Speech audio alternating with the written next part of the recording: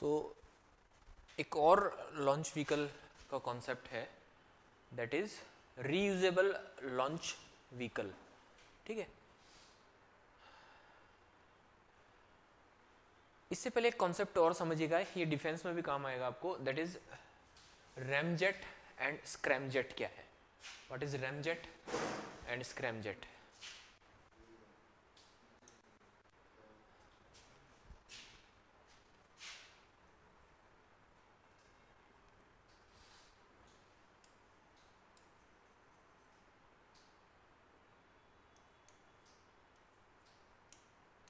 ये एक air breathing engine है। जैसे मैंने आपको बताया कि एक रॉकेट है, तो उसमें जो फ्यूल है उसको कंबशन करने के लिए हमको क्या जरूरत होगी, एक ऑक्सीडाइजर की जरूरत पड़ेगी, जो अगर क्रायोजेनिक फ्यूल है तो हम लिक्विड ऑक्सीजन की फॉर्म में ले जा रहे हैं, और अगर सॉलिड और लिक्विड केमिकल फ्यूल है तो हम नाइट्रोजन टेट्राऑक्साइड या oxide mixture of nitrogen oxides की फॉर्म में लेकर जा रहे हैं, राइट। लेकिन इससे एक डिसएडवांटेज ये है कि हमारा रॉकेट का टोटल लिफ्ट ऑफ मास है, पेलोड प्लस रॉकेट का भी तो अपना वेट है ना, उसको अपने वेट को भी तो लिफ्ट करना पड़ेगा, तो टोटल लिफ्ट ऑफ मास है वो बढ़ जाता है। ऑक्सीडाइजर अगर हम कम कर दें तो हमारा टोटल लिफ्ट ऑफ मास कम हो जाएगा, तो हमारी कॉस्ट बेटर हो सकती है। उसके लिए एक टेक्नोलॉजी डेवलप की गई है, रैमजेट टेक्नोलॉजी। उसमें क्या होता है कि फ्यूल होता है और उसमें ऑक्सीडाइजर रॉकेट के साथ, रॉकेट फ्यूल में नहीं रखा जाता है। फिर ऑक्सीजन कहाँ से लेता है, वो रॉकेट जब लॉन्च होगा तो वो एटमॉस्फेयर से ऑक्सीजन को अपने अंदर सक करेगा, और फिर उस ऑक्सीजन को, एटमॉस्फेरिक ऑक्सीजन को अपने कंबशन चैम्बर में ले जाकर के फ्यूल के साथ मिक्स करके बर्न करेगा। सो आपका फाइनली क्या हुआ, रॉकेट रॉकेट जो है वो बिना ऑक्सीडाइजर के इजीली उड़ान भर सकता है with low lift off mass या lift off weight. So this technology is called ramjet technology, which uses atmospheric oxygen as a oxidizing agent for rocket fuel combustion. That is ramjet technology. Then फिर वो लेकर आए scramjet technology। एक rocket में अगर supersonic speed के साथ achieve की जाए, रैमजेट टेक्नोलॉजी में सुपरसोनिक स्पीड के साथ अगर ऑक्सीजन सक करके रॉकेट वो स्पीड मेंटेन कर ले, सो अब वो टेक्नोलॉजी क्या कहला रही है, scramjet, ramjet with supersonic speed. Again क्या है, रॉकेट में ऑक्सीडाइजर नहीं ले जाया जा रहा है, ये रॉकेट है, आगे का नोज पार्ट इसका कुछ ऐसा होता है, आगे से वो जब जैसे स्पीड से आगे बढ़ेगा फर्स्ट थ्रस्ट पे, तो डेफिनेटली एयर तेजी से अंदर जाएगी, हाई प्रेशर के साथ अंदर जाएगी, और फिर वो यहाँ पर प्रेशर के साथ अंदर जाके कंब्यूशन होगा, एंड फिर वो एग्जॉस्ट होगा और वो बाहर निकलेगा, और फिर थ्रस्ट और बढ़ता जाएगा और सुपरसोनिक स्पीड अचीव कर ली जाएगी। This technology is called scramjet technology. और ये दोनों टेक्नोलॉजी रॉकेट के लिफ्ट ऑफ मास को कम करने के लिए और रॉकेट को और ज़्यादा इकोनॉमिकली वायबल बनाने के लिए डेवलप की गई है। हाँ, इसमें भी नहीं, बस इसमें स्पीड सुपरसोनिक अचीव कर ली गई है। सो आपके जो रीयूजेबल लॉन्च व्हीकल्स हैं और क्रूज मिसाइल्स हैं, ठीक है, इनमें जो रॉकेट टेक्नोलॉजी यूज की जा रही है, that is scramjet technology, specially reusable launch vehicles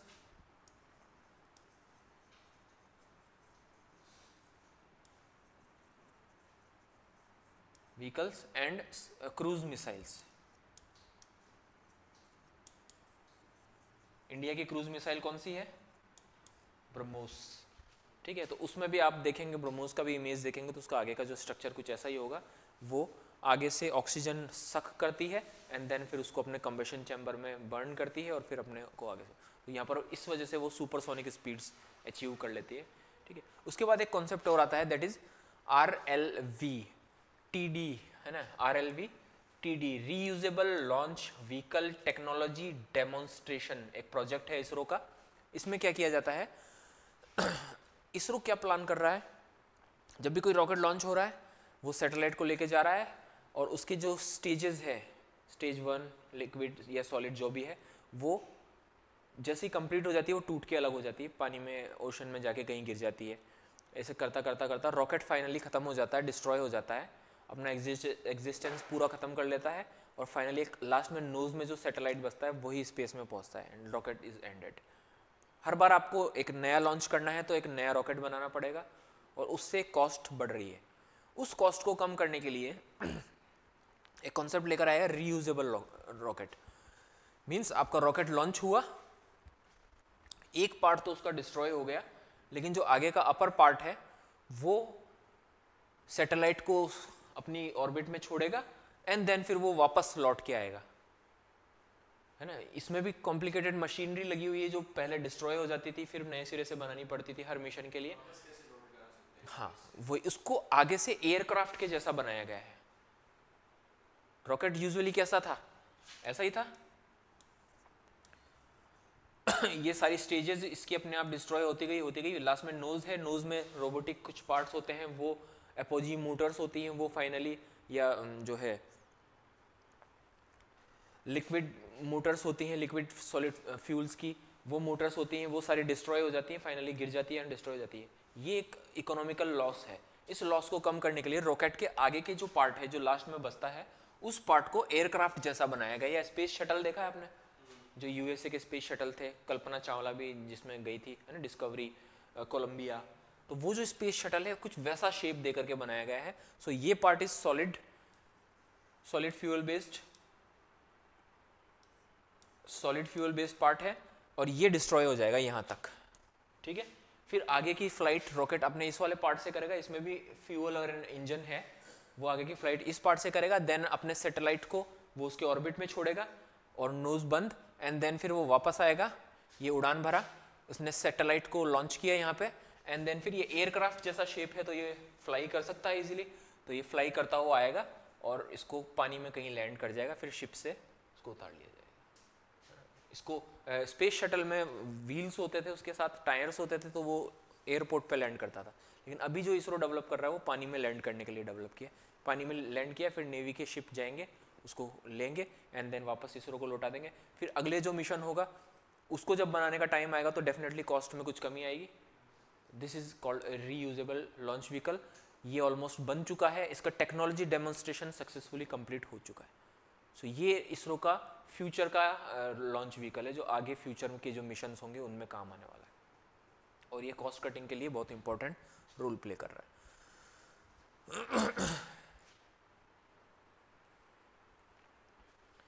इसी तरह नेक्स्ट जनरेशन के लिए कुछ PSLV को रिप्लेस करने के लिए NGLV लॉन्च व्हीकल बन रहे हैं, ठीक है।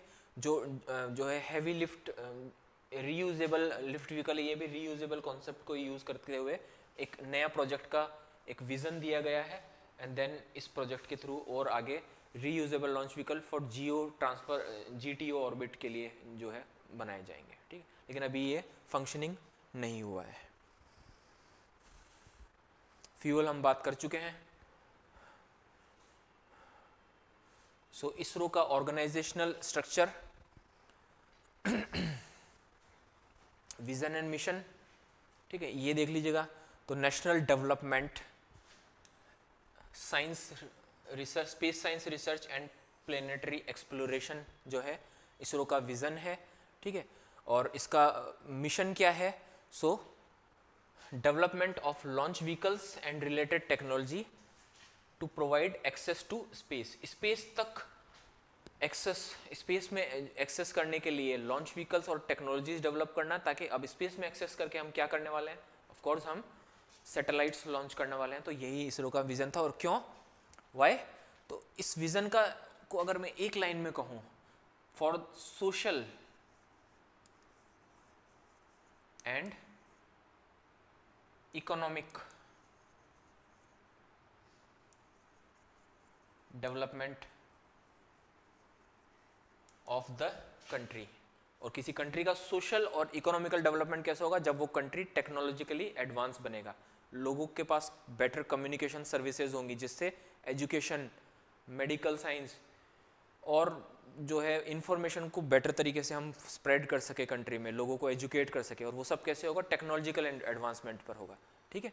और ये जो स्पेस और प्लेनेटरी एक्सप्लोरेशन है, ये एग्जैक्टली क्या कर रहा है, इंडिया के लोगों में साइंटिफिक टेम्परामेंट डेवलप कर रहा है। मून मिशन भेज दिया तो क्या हो गया, लोग पढ़ेंगे कि मून पर क्या है, मार्स पर क्या है, क्या मार्स पर लाइफ पॉसिबल है, लाइफ पॉसिबल है तो कैसे पॉसिबल है, नहीं है तो क्यों नहीं है।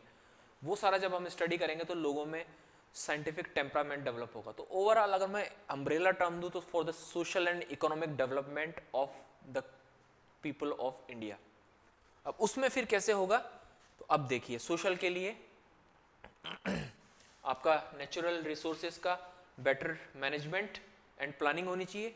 आप इकोनॉमिक्स पढ़ेंगे तो उसमें नेशनल प्लानिंग का एक टॉपिक आएगा, तो उसमें क्या जो प्लानिंग कमीशन ऑफ इंडिया क्या काम करता था, better distribution and management of national resources, और उसके लिए क्या टेक्नोलॉजिकल इनपुट्स चाहिए। सो अर्थ ऑब्जर्वेशन, लोगों को बेटर कम्युनिकेशन सर्विसेज मिलनी चाहिए ताकि वो एक दूसरे से जुड़ सके, एंड देन इससे क्या होगा, इंफॉर्मेशन इजीली अवेलेबल होगी लोगों को और वो बेटर एजुकेशन की तरफ जा पाएंगे। नेविगेशन नेशनल सिक्योरिटी के लिए और नेशनल ट्रांसपोर्ट के लिए इंपॉर्टेंट फैक्टर। इंडिया में बेटर एग्रीकल्चर डेवलप करने के लिए, एग्रीकल्चर सेक्टर को और ज़्यादा एडवांस बनाने के लिए मेटीरियोलॉजी चाहिए, है ना। इस तरीके से आप इन चीज़ों को, और space science to develop advancement in space science and scientific temperament in India's people. ठीक है, ये सारी बातें हैं इसका मिशन एंड, ठीक है, ये सारे मिशंस हैं। तो रिमोट सेंसिंग मिशन, इन सब के बारे में हम बात कर चुके हैं। ठीक है, ये ऑर्गेनाइजेशन, तो स्पेस कमीशन, देन फिर डिपार्टमेंट ऑफ स्पेस, और फिर ये इसरो, फिर इसकी अलग अलग ब्रांचेज लाइक PRL, है ना, plasma research laboratory, Antrix, NSIL, ISRO council, फिर इसके अंडर फर्दर है जैसे VSSC, यहाँ पर लॉन्च व्हीकल्स को डेवलप किया जाता है।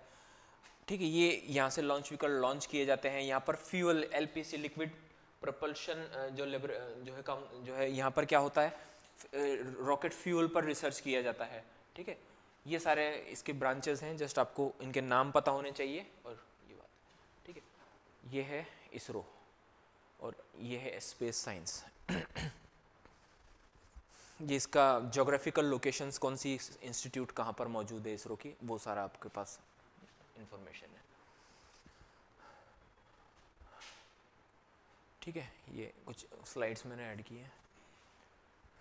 ये है एक और कॉन्सेप्ट आपको पता होना चाहिए, दैट इज स्पेस जंक या स्पेस डेब्रीज। अब देखिए, इतनी लार्ज नंबर्स ऑफ सैटेलाइट, हर कंट्री कम्युनिकेशन टेक्नोलॉजी चाहता है, हर कंट्री के पास नेविगेशन टेक्नोलॉजी, स्पेस रिसर्च, इतना ज़्यादा सैटेलाइट लॉन्च किया गया है कि approx 10,000 satellites are present in our earth's orbits, various orbits. 10,000 satellite मौजूद हैं ऑलरेडी हमारे अर्थ के ऑर्बिट में, और ये नंबर फर्दर बढ़ता ही जा रहा है, और ऐसा माना जा रहा है कि 2030 तक ये अप्रॉक्स 1 लाख तक हो जाएगा। और हर सैटेलाइट का एक मशीन है वो, तो उसका कुछ एक लाइफ टाइम होगा, एंड देन फिर वो लाइफ टाइम के बाद क्या होगा, काम करना तो बंद कर देगा, बट वो ऑर्बिट में बना रहेगा। ये अप्रॉक्स इस साल के आसपास का, 2022 के आसपास का डेटा है, ये तब का मेरा पड़ा हुआ है। और 2030 तक ये 1 लाख तक अप्रॉक्स टच कर जाएगा, बहुत तेजी से। अब आप देखिए SpaceX ने किस तरह से सैटेलाइट लॉन्च किए, जहां हम कम्युनिकेशन एक सैटेलाइट से दे रहे थे, वो series of satellite low earth orbit में डालता जा रहा है। और उन सैटेलाइट, ठीक है, एक बात, जब सैटेलाइट एक्सपायर हो गया तो वो अर्थ के ऑर्बिट के चक्कर लगाता रहेगा, वो रुकेगा नहीं, क्योंकि उसके पास वो फोर्सेस हैं, और धीरे धीरे वो टूटने लगेगा। फिर टूटे हुए टुकड़े आपस में टकराएंगे, फिर वो और टूटेंगे, तो बड़ा सैटेलाइट छोटे छोटे टुकड़ों में कन्वर्ट हो गया है। शायद इसमें इमेज भी है एक, नहीं वो हटा दी मैंने, कोई बात नहीं।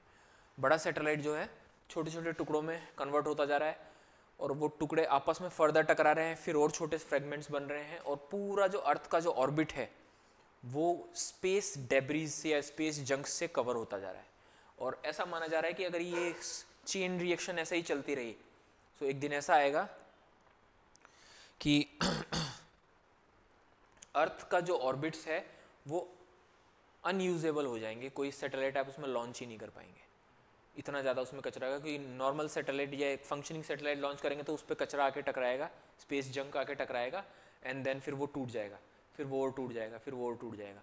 तो नासा के एक साइंटिस्ट हुए थे केसलर, तो उन्होंने ये इमेजिन किया कि एक टाइम ऐसा होगा कि चीज़ें टकराती जाएंगी और ये एक चेन रिएक्शन चलेगी और पूरा अर्थ का ऑर्बिट्स हैं वो सारे अनयूजेबल बन जाएंगे। तो उस पूरी फिनोमिना को जो उन्होंने इमेजिन किया है, जो अब रियल में हो भी रहा है, उसको उन्होंने क्या कहा, केसलर सिंड्रोम कहा। तो एक वर्ड आपको पता होना चाहिए, that what is Kessler syndrome. Kessler syndrome एक फिनोमिना है जिसमें इमेजिन किया गया कि सैटेलाइट के डेब्रिस से, जंक से अर्थ का सारा जो ऑर्बिट है वो अनयूजेबल होगा for further satellite launch, that is called Kessler syndrome. अब क्या किया जाए इसको ठीक करने के लिए? अलग अलग countries like USA, Japan, even India के इसरो ने भी नेत्रा एक प्रोजेक्ट लॉन्च किया है। उनके उस प्रोजेक्ट के अंडर वो सैटेलाइट का जो डेब्रीज है, ये सपोज कीजिए डेब्रीज हैं, अर्थ के ऑर्बिट में चक्कर लगा रहे हैं, सो वो उसको कुछ नेट में ऐसा कुछ ऐसे डिवाइस में पकड़ेंगे एंड देन फिर अर्थ की तरफ उसको पुश कर देंगे, एंड देन फिर वो अर्थ की तरफ ग्रेविटेशन से अट्रैक्ट होगा और वो गिर जाएगा। तो जैसे आपके मीटियोर्स होते हैं वो गिरते हुए आपको दिखते हैं, तो अर्थ के एटमॉस्फेयर के फ्रिक्शन की वजह से क्या हो, फाइनली वो जल जाते हैं और जल करके डिस्ट्रॉय हो जाते हैं। तो कुछ टुकड़ा जल के डिस्ट्रॉय होगा और कुछ जो है वो अर्थ के ऊपर आके गिर जाएगा। इस तरीके से इस प्रॉब्लम को सॉल्व करने की कोशिश। हाँ, मैं प्रार्थना यही करता हूँ कि किसी के ऊपर नहीं गिरे वो। तो उसके लिए तो आपकी कॉस्ट बढ़ जाएगी ना, उसको और फर्दर आगे भेजना तो रॉकेट थ्रस्ट देना पड़ेगा उधर मून की तरफ भेजने के लिए। तो आपको इतना थ्रस्ट लाएंगे तो फिर आपका पूरा प्रोजेक्ट की बेटर सस्ता तरीका ये है कि आप कचरे को अर्थ की तरफ पुश कर दें एंड देन वो गिरेगा और वो अपने आप जल जाएगा छोटा टुकड़ा, या फिर वो कुछ साइज में छोटा होता हो तो आके गिरेगा। सो ये है इंडिया का नेत्रा प्रोजेक्ट है, वो यूएसए का है, जापान के कुछ प्रोजेक्ट्स हैं वो इस पर काम कर रहे हैं, लेकिन अभी कोई सॉल्यूशन मिला नहीं है, लेकिन मिल जाएगा। उसको अर्थ पे गिराने का सॉल्यूशन ये कर रहे हैं कि इनको सारों को अर्थ पे गिराएंगे, इससे नेट्स डेवलप कर रहे हैं, वुड नेट्स के थ्रू लाएंगे और फिर उनको पुश करेंगे अर्थ की तरफ। तो इस तरीके से ये स्पेस डेब्री की प्रॉब्लम सॉल्व करना चाहिए। सो एक प्रॉब्लम स्पेस डेब्रीज की ये है कि ये आपके ऑर्बिट्स को हार्म कर रहा है, और इसका एक और इशू आ रहा है, जो अनयूजफुल सैटेलाइट्स है उनके डेब्रीज ही नहीं, अब कंट्रीज स्पेस फोर्स भी डेवलप कर रही है, लाइक चाइना, इंडिया ने भी किया है शक्ति मिशन, शक्ति है ना। तो उसके अंडर क्या कर रहा है कि एक कंट्री अपने एनिमी कंट्री का जो कम्युनिकेशन सैटेलाइट या अर्थ ऑब्जर्वेशन सैटेलाइट, जैसे कि आपने कंसर्न बताया कि हमारे इमेजेस ले लेंगे ये, है ना। पाकिस्तान भी हमारे मिलिट्री एस्टेब्लिशमेंट की इमेजेस ले सकता है, किसी तरह का मिशन कर सकता है, चाइना भी कर सकता है। सो इंडिया क्या करेगा, एक मिसाइल लॉन्च करेगा एंड देन चाइना के सैटेलाइट को डिस्ट्रॉय कर देगा। चाइना क्या करेगा, चाइना के ऊपर जो इंडिया के सैटेलाइट्स हैं, चाइना क्या करेगा, उनको डिस्ट्रॉय कर देगा। यस, ये टेक्नोलॉजी हर कंट्री के पास है नहीं, बट चाइना के पास डेवलप हो गई है, यूएसए के पास है, अमेरिका, रशिया के पास है, इंडिया के पास है। तो एक तरीका तो स्पेस जंक का डेवलप होने का तरीका है कि नेचुरली डेवलप हो रही है, आप कचरा डालते जा रहे हैं, सैटेलाइट अनयूज सैटेलाइट से अपने आप हो रहा चेन रिएक्शन से। एक तरीका कि फ्यूचर में होने वाले वॉर्स में, स्पेस वॉर अगर शुरू होता है तो एक कंट्री दूसरे कंट्री के कम्युनिकेशन नेटवर्क को ब्लॉक करने के लिए और उसके नेविगेशन सैटेलाइट्स को, उसके स्पाइंग सैटेलाइट्स को, कम्युनिकेशन सैटेलाइट्स को मिसाइल मार के डिस्ट्रॉय करेगा, तो उससे भी स्पेस जंक बढ़ेगा। तो ये दो तरीके से आप बढ़ने को एक्सप्लेन कर सकते हैं, एक फ्यूचर वॉर्स में और एक अभी हो रहा है। इसके इम्पैक्ट क्या है, तो क्या आपने जान लिया क्या इम्पैक्ट है, आपके ऑर्बिट्स अनयूजेबल बनते जाएंगे। एक और इम्पैक्ट है, that is environmental impact. Orbit को डिस्ट्रॉय कर रहा है, अनयूजेबल या इनहेबिटेबल बना रहा है, and one is environmental impact.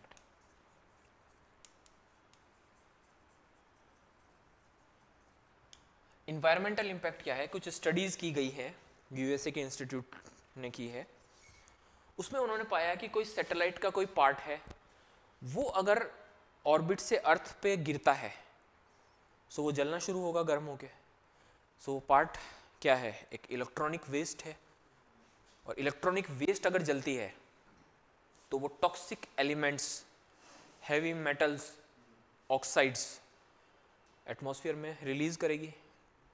सो अगर कोई सैटेलाइट का टुकड़ा अर्थ के एटमॉस्फेयर में एंटर होता है और वो जलने लगता है एटमॉस्फेयर के फ्रिक्शन की वजह से, तो वो अपर एटमॉस्फेयर में toxic heavy metal oxides release कर रहा है, प्लस कार्बन रिलीज कर रहा है, carbon in form of dust, carbon dust, black carbon की डस्ट रिलीज कर रहा है। ये सारी चीज़ें वो रिलीज कर रहा है। और इसका क्या इम्पैक्ट आएगा? सपोज ओजोन लेयर में पहुंचा है और उसने वहां पर एल्यूमिनियम और कॉपर के ऑक्साइड्स रिलीज कर दिए हैं, तो क्या हो रहा है? अब स्पेस जंक अर्थ पे गिर रहा है, तो 2022 से 2024 के बीच में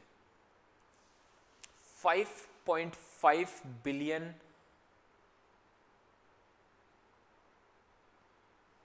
पार्ट पर million aluminium oxides ozone layer में ज़्यादा हो गए हैं पहले से, और फर्दर ये अमाउंट बढ़ता जाएगा।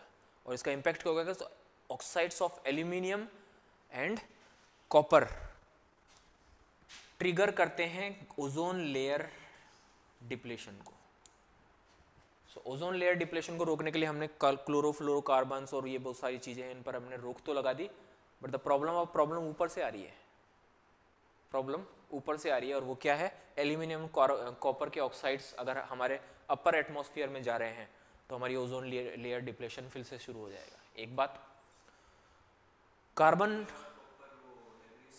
डेब्री में डेफिनेटली इलेक्ट्रॉनिक आइटम है वो, तो उनके अंदर एल्यूमिनियम और कॉपर का बहुत ज़्यादा यूज़ होता है। इसके अलावा भी बहुत सारे मेटल्स, कैडमियम, लेड वगैरह भी होती है। दूसरा, ये ब्लैक कार्बन अपर एटमॉस्फेयर में छोड़ रहा है, और अपर एटमॉस्फेयर अगर ब्लैक कार्बन से कवर हो जाती है तो एक वो इतनी ज़्यादा ऊंचाई पर कि उसको सेटल होने में टाइम लगेगा, या शायद वो सेटल हो ही नहीं, बहुत लंबे समय टाइम तक वो सेटल नहीं हो गई। तो होगा क्या? अर्थ का जो अपर एटमॉस्फेयर अगर वो ब्लैक कार्बन से कवर हो गया, सो सनलाइट को वो क्या करेगा? एब्जॉर्ब, और हमारा ओवरऑल एटमॉस्फेयर क्या हो जाएगा?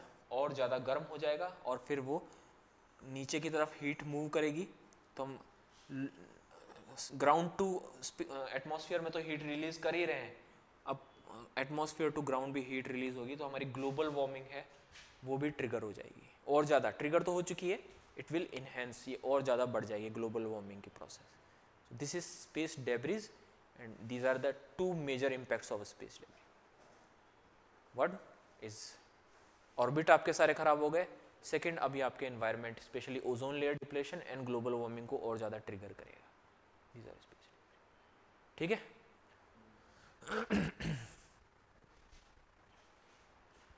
ठीक है, ये 4000 ये डेटा बदल गया, 10,000 हो गया है, 3000 या अब ये भी बढ़ गया है, डेड सैटेलाइट्स मौजूद हैं। ठीक है, ये सारे डेटा से आपको, जिस डेटा को दिखाने का मेरा ऑब्जेक्टिव ये है कि आपको कुछ इसको आइडिया हो कि ये प्रॉब्लम कितनी सीवियर है। ठीक है, 10 सेंटीमीटर के अप्रोक्स बड़े हैं। ठीक है, 1 मिलीमीटर जैसे छोटे छोटे टुकड़े भी है, लेकिन 1 मिलीमीटर का छोटा सा टुकड़ा भी अगर हाई स्पीड से आ रहा है तो वो जिससे टकराएगा उसको बहुत ज़्यादा डैमेज करेगा। एक बुलेट भी कितनी सी होती है, पिस्टल की बुलेट छोटी सी होती है, और स्पीड उसकी ज़्यादा इतनी है कि वो डैमेज करेगा। ठीक है, ये सारे डेटा हैं। ये इसका डेटा के थ्रू आप प्रॉब्लम की सीवियरिटी बता सकते हैं। व्हाट इज कैसलर सिंड्रोम, ये आपको पता है। ठीक है, डोनाल्ड कैसलर ने, नासा के साइंटिस्ट थे, उन्होंने ये फिनोमिना बताया। ठीक है, डोनाल्ड कैसलर ने, कि ऐसा होगा फ्यूचर में, और वो अब होना शुरू हो गया। ठीक है, अब कौन सा कंट्री कितना कंट्रीब्यूट कर रहा है स्पेस डेब्रीज में? तो सबसे ज़्यादा रशिया, देन यूनाइटेड स्टेट्स, फिर चाइना, फ्रांस एंड फिर इंडिया जो है काफ़ी टॉप पे है, क्योंकि इंडिया का स्पेस रिसर्च भी बहुत ज़्यादा एडवांस है, तो इंडिया भी स्पेस डेब्री में कंट्रीब्यूटर है। बट जो टॉप स्पेस डेब्री प्रोड्यूसर है उनसे बहुत कम है इंडिया, अभी भी बहुत कम, बट फिर भी इंडिया इस प्रॉब्लम को सॉल्व करने के लिए काम कर रहा है। देखिए क्वेश्चंस देखिएगा।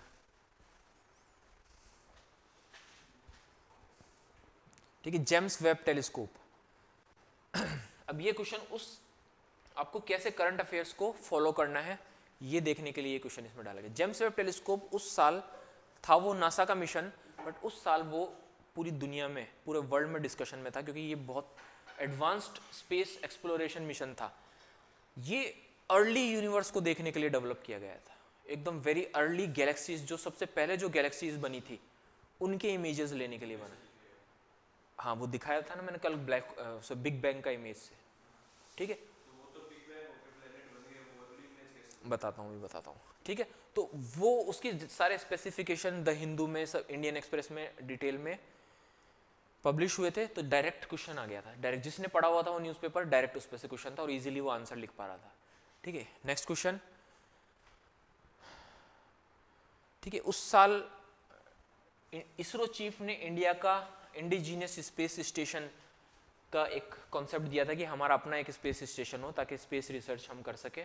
तो उस पर फिर उन्होंने बताया था कि ये इंडिया के लिए कैसे इंपॉर्टेंट है ये स्पेस स्टेशन। तो उसमें उन्होंने सारे एक प्रेस कॉन्फ्रेंस में ये पॉइंट्स गिनाए थे।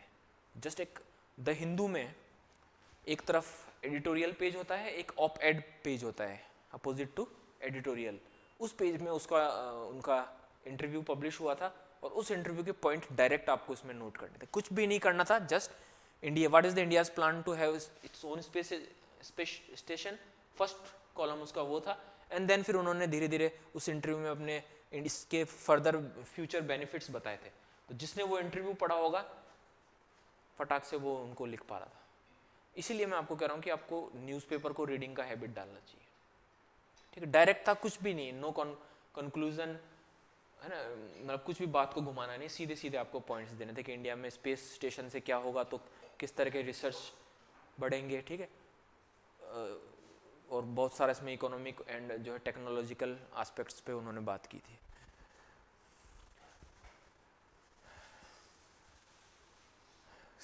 Why is Indian regional IRNSS needed?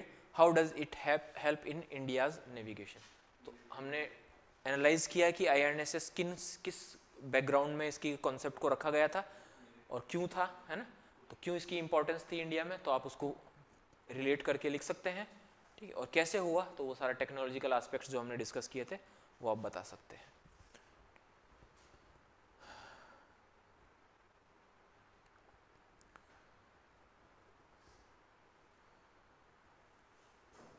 ठीक है। अब ये सारा इसमें एक्सप्लेन क्रिटिकली।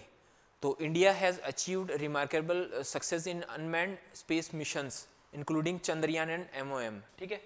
चंद्रयान और MOM जो डीप स्पेस मिशन थे वो अनमैन्ड थे, यानी उसमें कोई आदमी नहीं था, रोवर था, एक रोबोट टाइप था एंड एक सैटेलाइट होता था, ठीक है।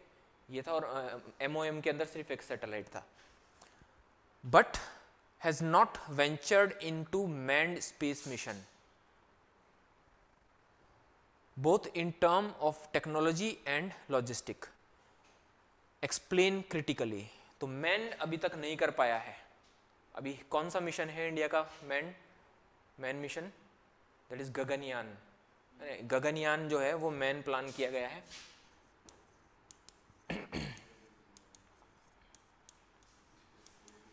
गगनयान, ठीक है। तो नहीं कर पाया है, तो क्यों नहीं कर पाया है वो आपको एक्सप्लेन करना होगा।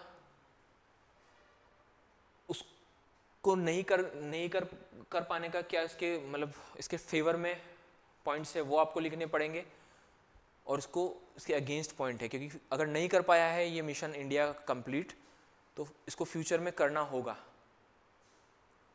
तो उसको उसके फेवर में दोनों के अगेंस्ट एंड फेवर पॉइंट्स आपको लिखने पड़ेंगे एंड दैट्स इट, ठीक है। तो इस तरीके से आपको एनालाइज करना है। आगे बात करते हैं, ये हो गया, ठीक है। और क्वेश्चन से इसमें स्पेस पे काफ़ी सारे क्वेश्चन आते हैं तो मैंने काफ़ी सारे रखे हैं, ठीक है। ठीक है, अचीवमेंट्स बताने हैं, आप इजीली बता सकते हैं क्या अचीवमेंट्स इंडिया ने किए हैं, कैसे रॉकेट एंड सैटेलाइट टेक्नोलॉजी को डेवलप करके इंडिया ने उसमें सेल्फ डिपेंडेंस अचीव की है, जिसमें PSLV GSLV तक आप एक्सप्लेन करेंगे। इनसेट टू GSAT सीरीज़ के सैटेलाइट पर एक्सप्लेन करेंगे। देन फिर डीप स्पेस मिशंस के बारे में आप बताएंगे, चंद्रयान, गगनयान, इनसेट और GSAT जो है कम्युनिकेशन सैटेलाइट्स है, तो इसमें सेल्फ डिपेंडेंसी। देन फिर आप डीप स्पेस मिशंस के बारे में बात करेंगे, स्पेस एक्सप्लोरेशन के बारे में बात करेंगे, Chandrayaan, Aditya L1, Mars orbiter missions, ठीक है, उनके बारे में बात करेंगे। और अब इंडिया के सोशियो इकोनॉमिक डेवलपमेंट, जो वर्ड मैंने बताया था, इसरो का जो ऑब्जेक्टिव क्या था, अम्ब्रेला टर्म क्या यूज की थी इसरो ने, socio economic development of India. तो अब आप एक्सप्लेन करेंगे कि कैसे ये सोशियो इकोनॉमिक डेवलपमेंट में हेल्प कर रहा है। लाइक कम्युनिकेशन सैटेलाइट कैसे एजुकेशन बढ़ा रहे हैं, एम्प्लॉयमेंट बढ़ा रहे हैं लोगों में, ठीक है। अर्थ ऑब्जर्वेशन सैटेलाइट्स कैसे हम गवर्नमेंट को हेल्प कर रहे हैं, डिजास्टर मैनेजमेंट में, इन्वायरमेंट रिसर्च में, रिसोर्स मैनेजमेंट में, ठीक है। वो सारा आपको सोशियो इकोनॉमिक, आप समझ सकते हैं ना, जैसे इकोनॉमिक डेवलपमेंट होगा सोशल डेवलपमेंट उसके साथ साथ, या सोशल डेवलपमेंट हो रहा है तो इकोनॉमिक डेवलपमेंट, दोनों साथ साथ पैरेलल चलते हैं। तो वो सारे को आपको इंटर रिलेट करना पड़ेगा in the terms of social and economic. And then फिर स्पेस एक्सप्लोरेशन मिशंस जो हैं वो कैसे इंडिया में साइंटिफिक टेम्परामेंट को बढ़ाने में हेल्प कर रहे हैं, लोगों को मोटिवेट कर रहे हैं रिसर्च फील्ड में जाने में, ठीक है। वो सारा आपको उसमें एक्सप्लेन करना होगा, तो कैसे आपको इंटर रिलेट करना है। बस एक अम्ब्रेला टर्म लिए उन्होंने, उस पर क्वेश्चन बनाया है, ठीक है। स्टैंडर्ड पोजीशनिंग और प्रिसीजन पोजीशनिंग सिस्टम, ये IRNSS से रिलेटेड कॉन्सेप्ट थे, बताया था, एक एरर के साथ और एक विदाउट एरर, ठीक है। और फिर इस कॉन्सेप्ट को आपको बताना है देन IRNSS, एक एरर के साथ जो कॉमन पब्लिक के लिए, और एक स्टैंडर्ड जो प्रिसीजन है वो मिलिट्री पर्पस के लिए, इन दोनों के बीच में डिफरेंस आपको बताना है। देन एडवांटेजेस, ठीक है, एम्प्लॉइंग जस्ट सेवंस, क्या एडवांटेज जो है IRNSS के एक छोटे से प्रोजेक्ट ने इंडिया के लिए क्या एडवांटेजेस रखी है सामने। कहाँ डिफरेंस पता है ना, एक सिविलियन पर्पस से होगा तो उसमें एक एरर के साथ आएगा, ठीक है, बड़ी एरर के साथ, उसमें प्रिसीजन नहीं होगा। यानी मैंने यहाँ बोला तो कुछ आसपास की एरर, और एक प्रिसीजन होगा वो एग्जैक्ट 20 मीटर के अंदर अंदर बताएगा। क्यों, सपोज एक एयरक्राफ्ट है इंडिया का और उसको एक टेरर स्टेशन पर अटैक करना है ना, तो अब उसको 20 मीटर के अंदर अंदर की एरर में अगर पोजीशन मिलेगी उस चीज़ की, तभी तो वो एग्जैक्ट स्ट्राइक करेगा। और बॉम्ब इतना पावरफुल होता है कि 20 मीटर के अंदर थोड़ी अगर वो आगे पीछे भी हो जाता है तो भी वो टारगेट को हिट कर देगा। मुझसे 20 मीटर की दूरी पर भी अगर बम फटता है तो भी मैं मरूंगा, है ना। तो ये प्रिसीजन पोजीशनिंग है और वो स्टैंडर्ड। और फिर ये क्या एडवांटेज लेकर आ रहे हैं इंडिया के लिए, तो उसके आप एग्जांपल्स बता सकते हैं काफ़ी सारे जो अभी रिसेंट इंटरनेशनल लेवल पर हुए हैं इंडिया के successful military operations, terror control, ठीक है, ये सारे आप इसके एग्जांपल्स बता सकते हैं। दैट्स द थिंग, ठीक है। तो ये है हमारा स्पेस टेक।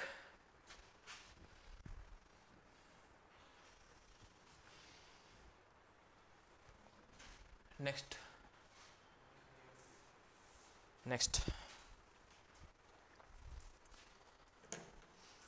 एक और टेक्नोलॉजिकल एडवांसमेंट, ये एक इंडस्ट्रियल रिवॉल्यूशन हम अपने टाइम में देख रहे हैं, that is called industrial revolution 4.0 और fourth industrial revolution. First industrial revolution हुई थी स्टीम इंजन पर, फिर फर्दर होती रही, फिर इलेक्ट्रॉनिक्स पर हुई जो जिसमें हम जी रहे हैं। अब एक और इंडस्ट्रियल रिवॉल्यूशन हो रही है। अरे बस करो भाई, क्या कर रहा है, क्लाउड पे करें, कहाँ करें, कैंसिल कर देता हूँ।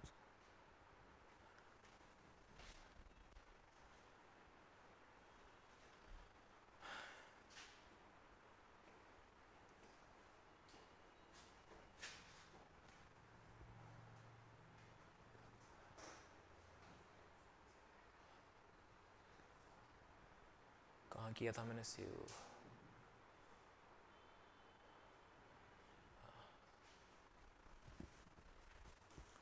हाँ। तो एक फोर्थ इंडस्ट्रियल रिवॉल्यूशन आने की बात कर रहे हैं, उसमें कुछ नई तरह की टेक्नोलॉजीज आपको देखने को मिलेगी जो हमारी लाइफ पर बहुत बड़ा इम्पैक्ट डालने वाली है, और डालने वाली नहीं, डालना शुरू भी कर दिया है उसने। Many technologies, there are more than one technologies like artificial intelligence,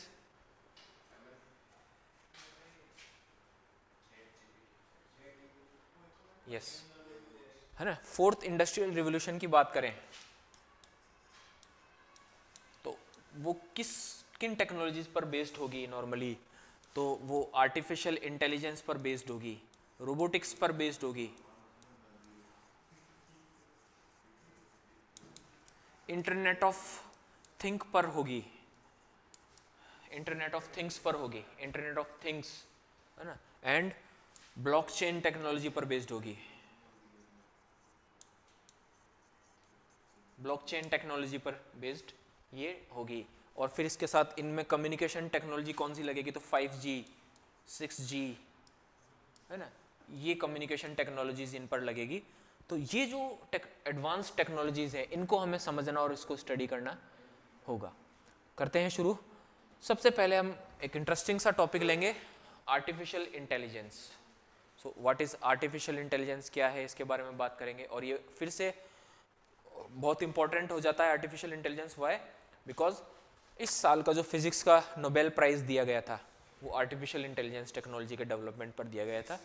yes, physics का। उन्होंने न्यूरल नेटवर्क को कैसे डेवलप किया उससे रिलेटेड थियरीज दी थी अपने 1980s के रिसर्च पेपर में। लेकिन जब कोई इस चीज़ को इतना अच्छे से समझता नहीं था, लेकिन धीरे धीरे टाइम बीता, लोगों ने उन थियरीज को इम्प्लीमेंट करना शुरू किया और अब वो हमारी लाइफ पे इम्पैक्ट दिखा रही है। सो फिजिक्स का नोबेल प्राइज उन लोगों को दिया गया, ठीक है। सो अब ये अगेन हमारे लिए बहुत इंपॉर्टेंट हो जाती है। अब हम स्टडी करते हैं आर्टिफिशियल इंटेलिजेंस को। So what is artificial intelligence? अरे ये क्या आ गया, गलत।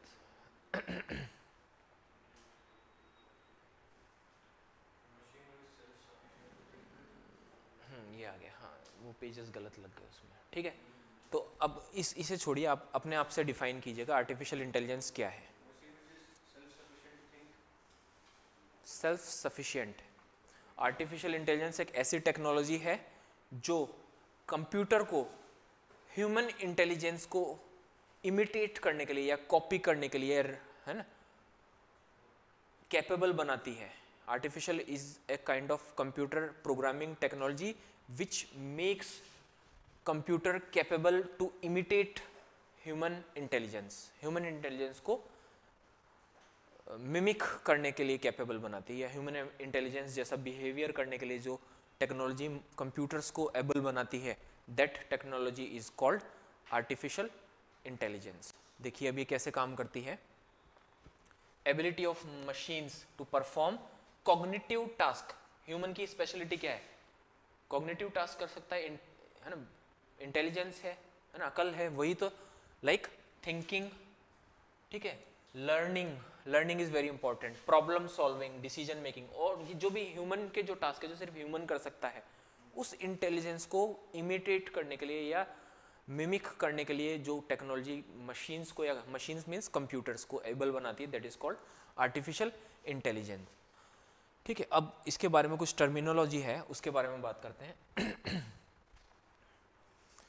कुछ वर्ड आपके सामने आएंगे, that is artificial intelligence, machine learning and deep learning.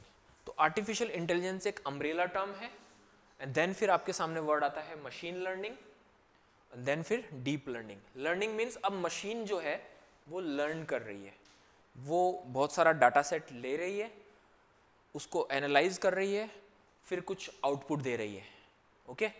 ये तो हमेशा से कंप्यूटर करता आ रहा है, बचपन से हम देख ही रहे हैं कंप्यूटर को।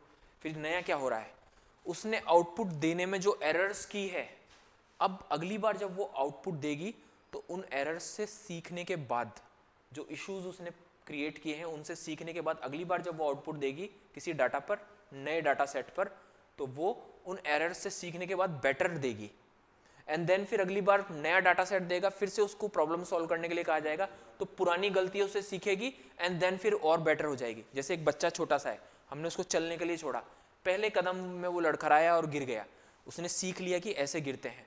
ये आपने साइकिल चलाना सीखा होगा बचपन में, पहले बार जब आप साइकिल चला रहे थे तो आप चले, देन गिरे, चोट लगी, उससे आपने सीखा, अगली बार थोड़ा बेटर चलाया कुछ दूरी तक, फिर कुछ हुआ या रोकना पड़ा डर के मारे, फिर उस पुराने एक्सपीरियंस से आपने क्या किया, सीखा, एंड देन फिर बेटर होते गए होते गए होते गए। एक टाइम ऐसा हो गया कि आप सबकॉन्शियस माइंड में इतना इजी बैठ गया वो चीज़ कि आप आपस में बातें करते हुए बाइक राइड कर रहे हैं, साइकिल चला रहे हैं, कार चला रहे हैं। सो अब मशीन कैपेबल हो गई है। इनपुट आउटपुट तो हमेशा से ही कंप्यूटर देते रहे, बट अब कंप्यूटर इनपुट आउटपुट देते टाइम उस पर्टिकुलर डाटा सेट से सीख रहे हैं और अगली बार बेटर परफॉर्म कर रहे हैं, और फर्दर परफॉर्म करते करते वो ह्यूमन की तरह बिहेव कर रहे हैं, या ह्यूमन की लर्निंग मेथड को मिमिक कर रहे हैं, उसको इमिटेट कर रहे हैं, that is called artificial intelligence और लर्निंग ऑफ मशीन्स। ठीक है, इसमें फिर एक टर्म डेराइव होता है दैट इज मशीन लर्निंग, और ये अम्ब्रेला टर्म है कि मशीन्स लर्न कर रही है डेटा सेट से, ठीक है, और उस पर आउटपुट देते देते उसको प्रोसेस करते करते। इसके अंदर एक सब मशीन लर्निंग का एक सब क्लास है दैट इज डीप लर्निंग, और ज़्यादा हाई लेवल पर लर्निंग कर रही है। वो कैसे हो रही है हम आगे देखते हैं, बट इसको स्टडी करने से पहले हमें आर्टिफिशियल इंटेलिजेंस को कुछ पार्ट्स में डिवाइड करते हैं। मैं कुछ एक स्लाइड्स ले लेता हूँ, यहाँ है हम, अच्छा यहाँ पर है ऑलरेडी।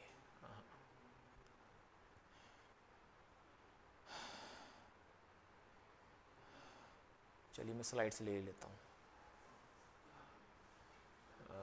न्यू,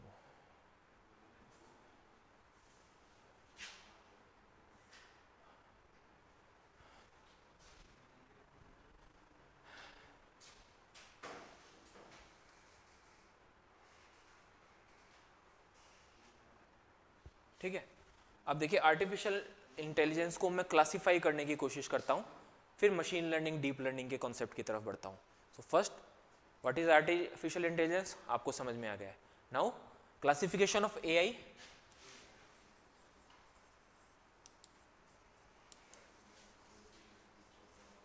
क्लासिफिकेशन क्या है? सो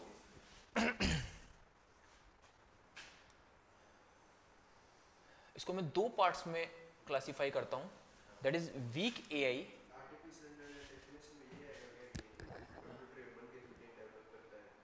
हाँ, ह्यूमन की इंटेलिजेंस को इमिटेट करता है, यानी उसकी जैसे बिहेव करने की कोशिश कर रहा है। कैसे, अब देखेंगे। हमारा ब्रेन किस पर काम करता है? न्यूरॉन्स पर। तो normal computer codes, computer programs पर काम करता है, लेकिन कंप्यूटर प्रोग्राम्स को ऐसे डेवलप करें उनके सेगमेंट्स को कि जैसे न्यूरॉन्स काम कर रहे हो।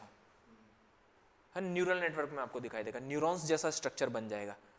दैट इज, अब वो कैसे बिहेव कर रहा है, मतलब उसका जो डिजाइन स्ट्रक्चर है, जो है कंप्यूटर प्रोग्राम्स और उनके बीच के जो कनेक्शन का डिजाइन स्ट्रक्चर है, that is based on neurons, neuron structure पर बेस्ड होता है। देखते हैं, डायग्राम बना के देखेंगे।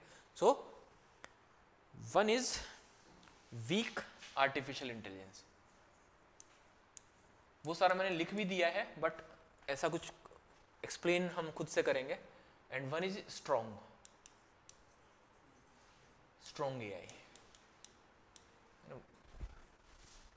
वीक एआई मीन्स, नाम से आप अंदाजा लगा सकते हैं, the artificial intelligence, the intelligence is weaker, far weaker then human, but it is mimicking human. Human brain को मिमिक तो कर रहा है, but intelligence level is lower. इसके अंदर एक, इसको मैं कैसे डिफाइन कर सकता हूं, एक और वर्ड आपको मिलेगा,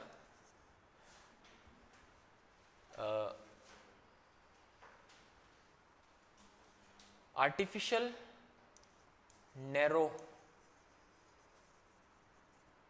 इंटेलिजेंस, ANI। ठीक है, artificial narrow artificial intelligence word भी आपको देखने को मिल सकता है। ठीक है, means lower than human. Intelligence is lower than human, इंसान से बहुत कम है। इंसान को मिमिक तो कर रहा है, but only 1 or 2 task, for 1 task, like particular task, किसी एक पर्टिकुलर टास्क को परफॉर्म करने में ही। जैसे एग्जांपल से समझेंगे तो बेटर होगा। चेस खेलने वाला गेम देखा है आपने? तो अब कंप्यूटर को इंटेलिजेंस तो बनाया गया है कि आप उसके साथ चेस खेल सकते हैं, बट वो सिर्फ चेस खेलने तक ही लिमिटेड है। कुछ और टास्क दे देंगे तो क्या वो प्रोग्राम कर पाएगा? नहीं कर पाएगा। सपोज एक फैक्ट्री में एक एआई है, वो एआई प्रोग्राम है जिसको रोबोटिक आर्म के लिए डेवलप किया गया है। वो रोबोटिक आर्म मिठाई के डब्बे को, पेपर लड्डुओं को उठा के मिठाई को उसमें पैक कर रही है, एंड देन डब्बे को पैक करके आगे बढ़ा रही है।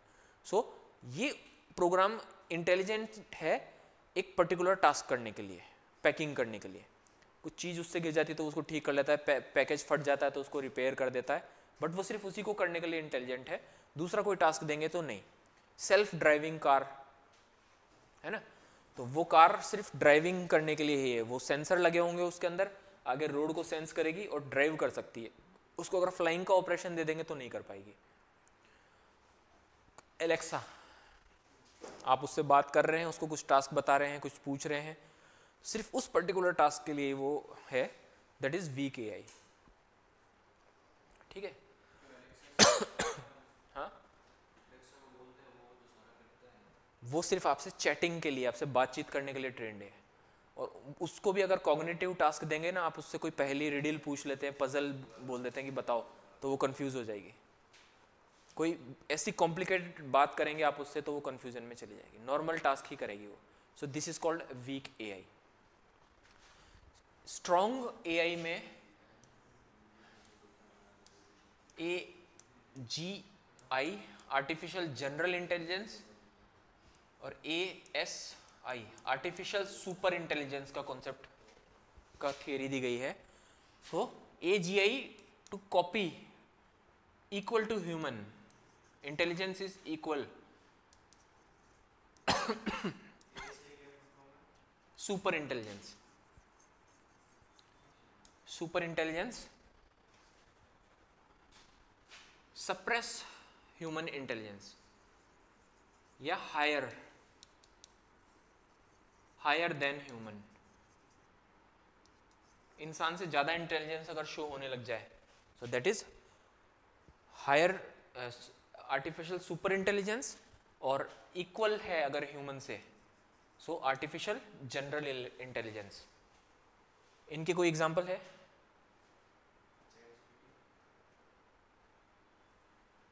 इनके अभी तक कोई एग्जांपल नहीं है। अभी हम जो भी आर्टिफिशियल इंटेलिजेंस आपको देखने को मिल रही है, that is narrow intelligence, weak AI है। चैट जीपीटी भी वीक एआई है। चैट जीपीटी अभी लिमिटेड है बहुत ज़्यादा। अभी तो ह्यूमन को कॉपी करेगा ना तो वो सब कुछ करेगा। अब मैं क्या सिर्फ यहाँ साइंस टेक पढ़ा सकता हूँ? नहीं, मैं और दूसरे काम भी कर सकता हूँ।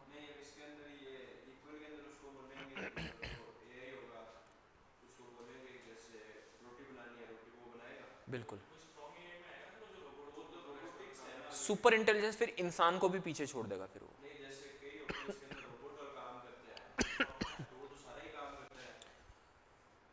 लेकिन अभी भी वो इंसान को कॉपी, इंसान के बराबर लेवल पर काम नहीं कर सकते। फॉर एग्जाम्पल, एक रोबोट आपने डेवलप किया, वो होटल में काम कर रहा है, ओके। उसको सडनली मैं कहूँ कि आप आके कार ड्राइव कर लो, तो कर लेगा।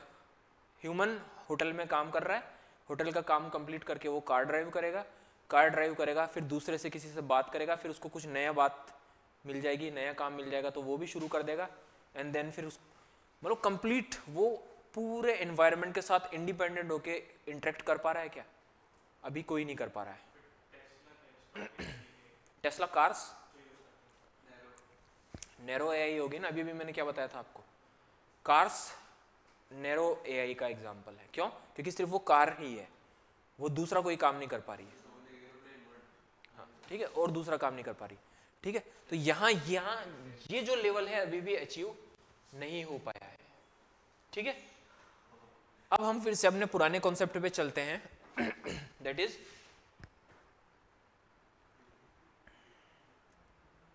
Machine learning and deep learning का कॉन्सेप्ट। उससे पहले हम कुछ टर्म्स समझते हैं।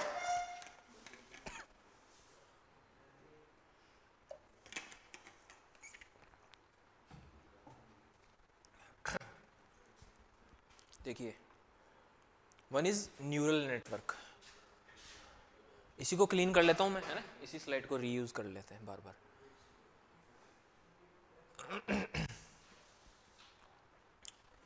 One is supervised learning.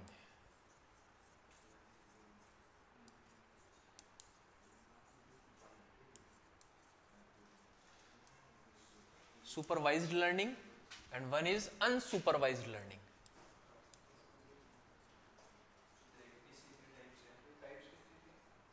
ये टर्मिनोलॉजी है जो मैं क्लियर कर रहा हूं ताकि आप machine learning and deep learning के बीच का डिफरेंस समझ सकें।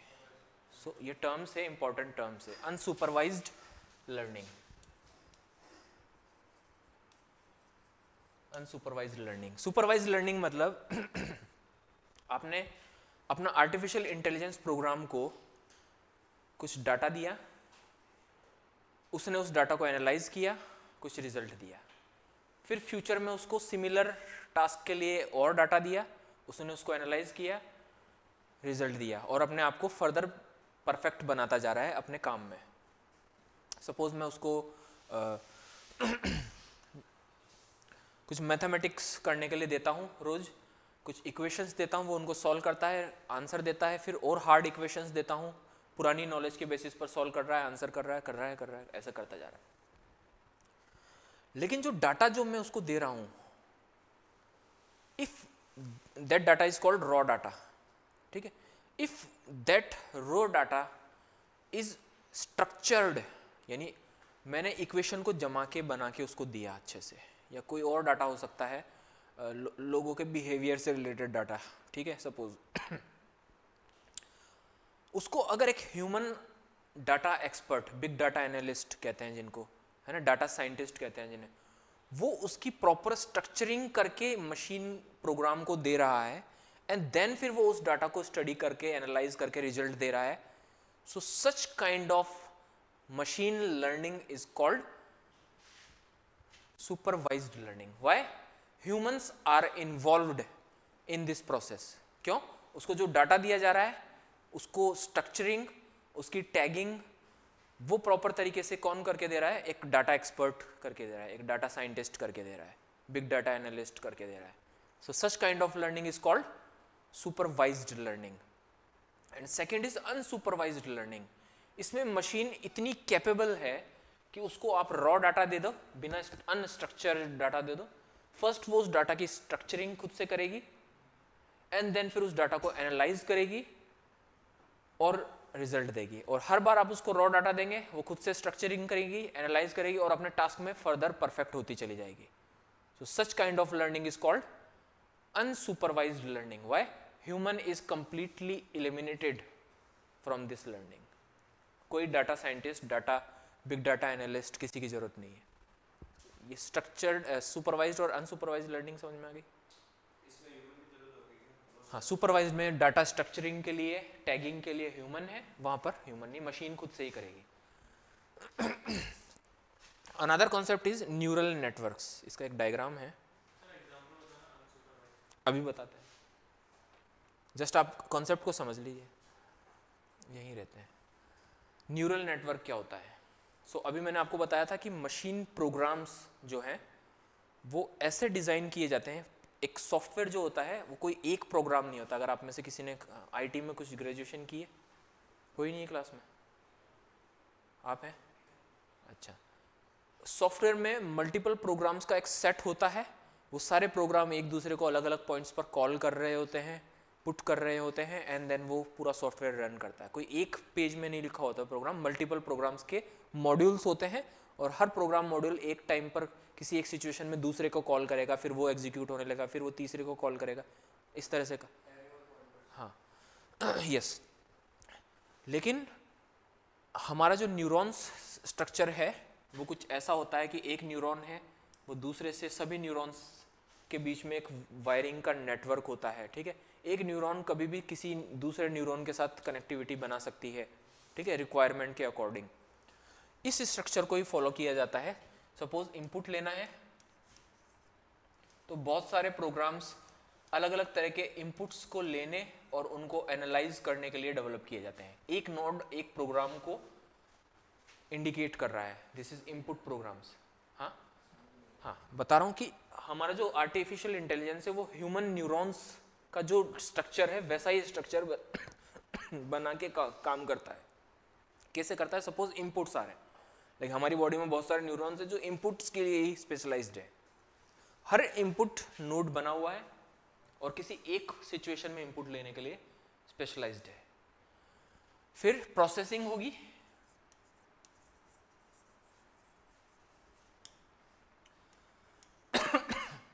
प्रोसेसिंग के लिए अलग अलग टास्क करने के लिए अलग अलग नोड्स बने हुए हैं, और फिर आउटपुट होगा, सॉरी आउटपुट होगा।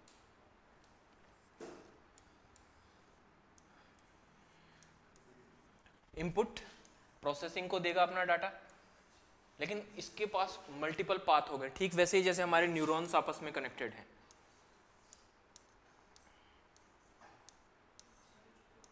इस तरह से इंटरकनेक्टेड होते हैं हमारे न्यूरॉन्स, ठीक है। ये भी फिर इससे जुड़ा हुआ है, इससे जुड़ा हुआ है, इससे जुड़ा हुआ है, ठीक है। इस तरह से एक वेब बनता जा रहा है। हाँ, ह्यूमन ब्रेन, ये ब्रेन है, तो न्यूरॉन्स का एक नेटवर्क बना हुआ है हमारे ब्रेन में। यहां पर भी अब एक नेटवर्क बनेगा।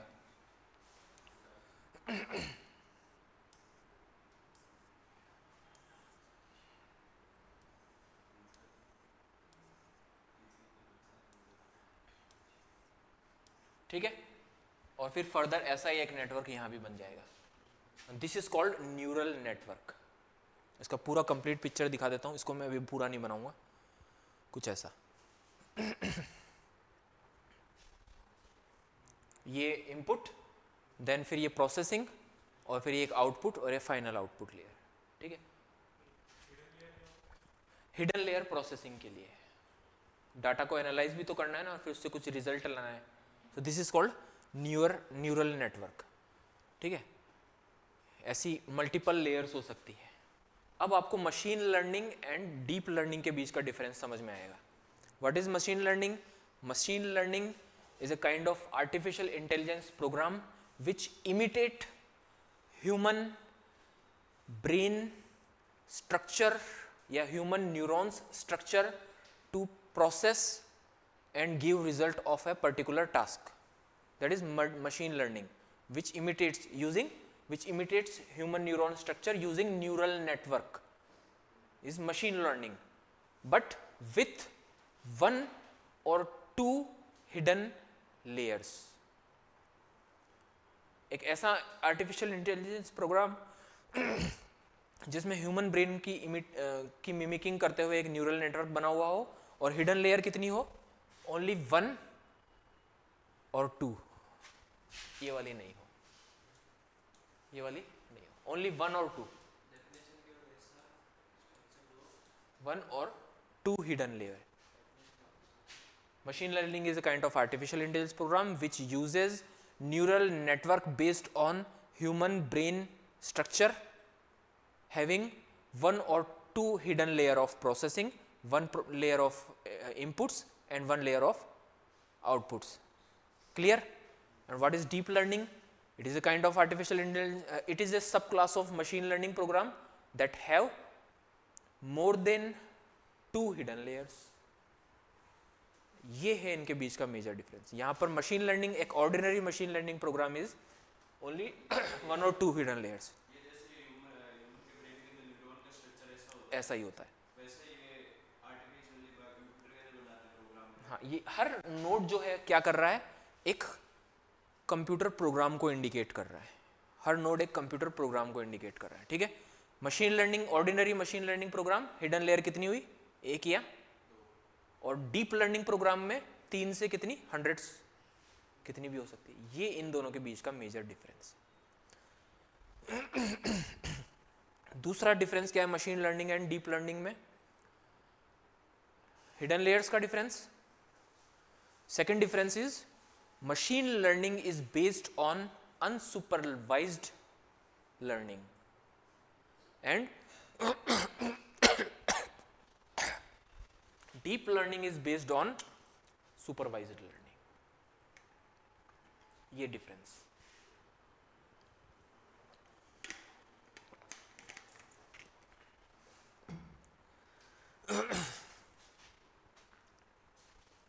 ठीक है, ये डिफरेंस समझ में आ गया। So weak AI and strong AI, narrow and general का डिफरेंस आपको समझ में आ गया। Machine learning and deep learning का डिफरेंस आपको समझ में आ गया, है ना।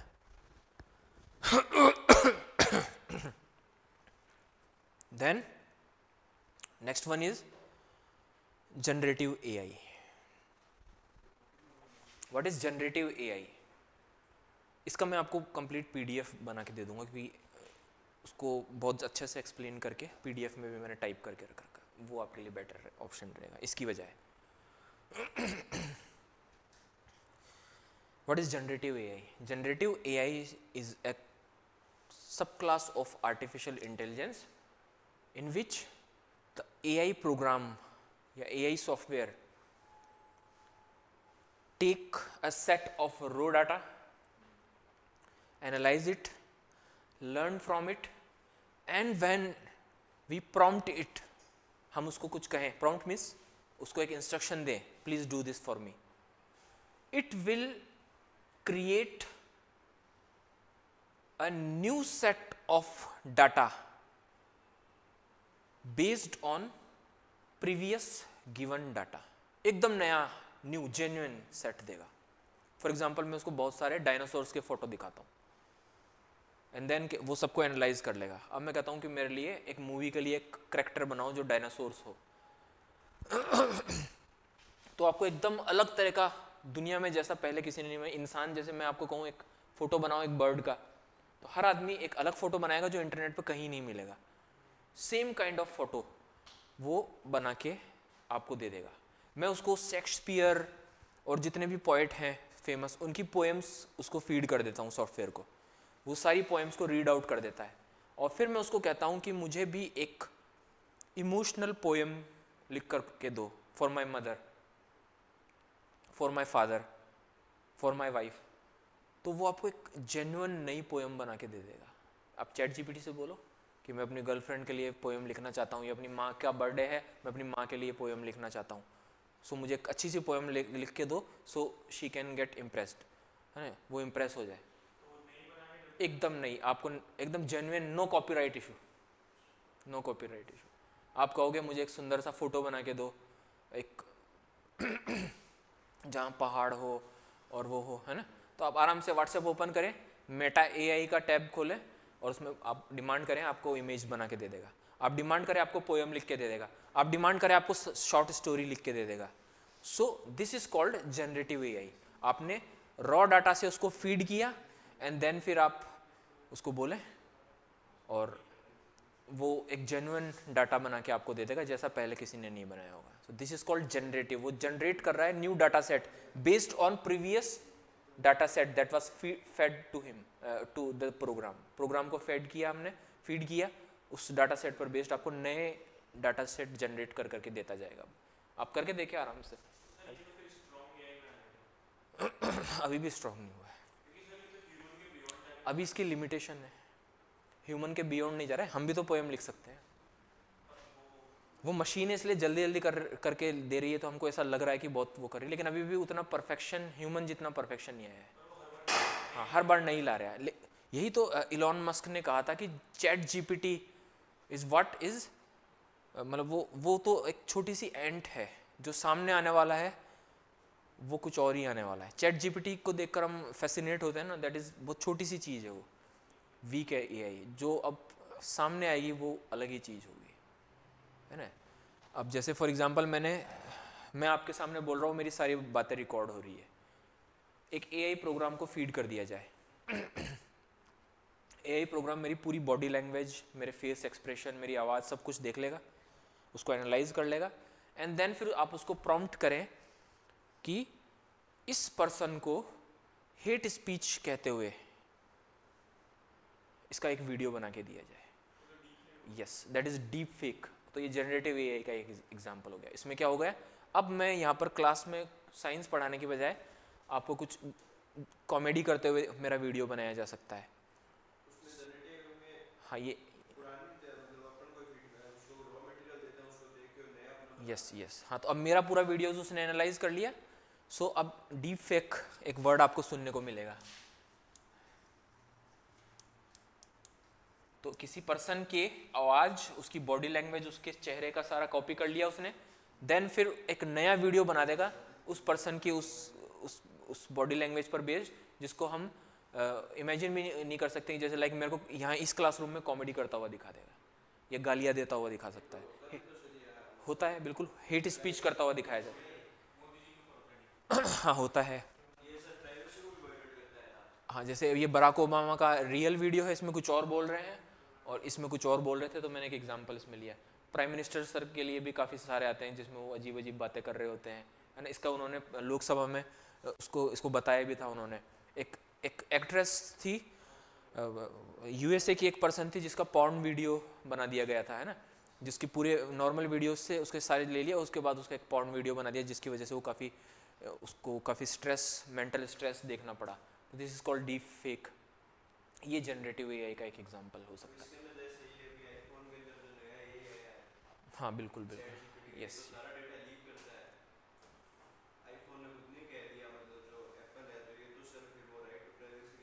बिल्कुल बिल्कुल।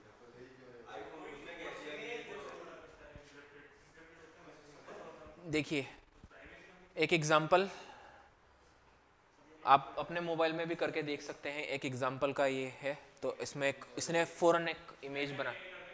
हाँ मेटा एआई कर देगा आराम से, करो आप मेटा एआई पे करके।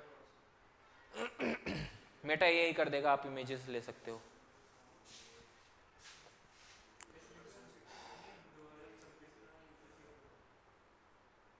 ठीक है, ये चैट जीपीटी का एक एग्जांपल है। ठीक है, 10 minute lecture on artificial intelligence है और उसने लेक्चर की पूरी स्क्रिप्ट बना के दे दी चैट जीपीटी। फ्यूचर तो प्रिडिक्ट, हाँ बिल्कुल, sorry sorry, yes yes yes yes yes, अगला पॉइंट यही कि फ्यूचर प्रिडिक्ट करेगा। नहीं नहीं, ऐसा भी नहीं है। आप अब हाँ देखिए, फ्यूचर प्रिडिक्ट करने की टेक्नोलॉजी कैसे आ रही है। आर्टिफिशियल इंटेलिजेंस के डीप लर्निंग प्रोग्राम्स ये यूज हो रहा है। सो आप you should know, deep learning programs हमारा पूरा बिहेवियर है उसको कैच कर रहे हैं। सोशल मीडिया पे हम क्या देखते हैं, मैं अपने पर्सनल रूम में बैठ करके सोशल मीडिया पर क्या देख रहा हूँ सब उसको पता है। ऐसे ही कुछ ऐसे प्रोग्राम यूएसए की कैलिफोर्निया गवर्नमेंट ने लॉन्च किए हुए हैं।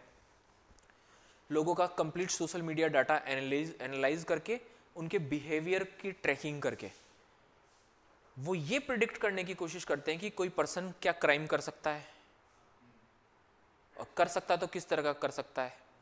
लाइक मैं कोई पर्सन वीडियो देख रहा है लाइक रिलीजियस फंडामेंटलिज्म के लगातार देख रहा है, आईसिस को देख रहा है, अलकायदा को देख रहा है, या कोई और ग्रुप को देख रहा है, एंड देन फिर उसके बिहेवियर का एनालिसिस करते करते एआई एक टाइम प्रिडिक्ट करेगी कि अब ये क्राइम करने वाला है।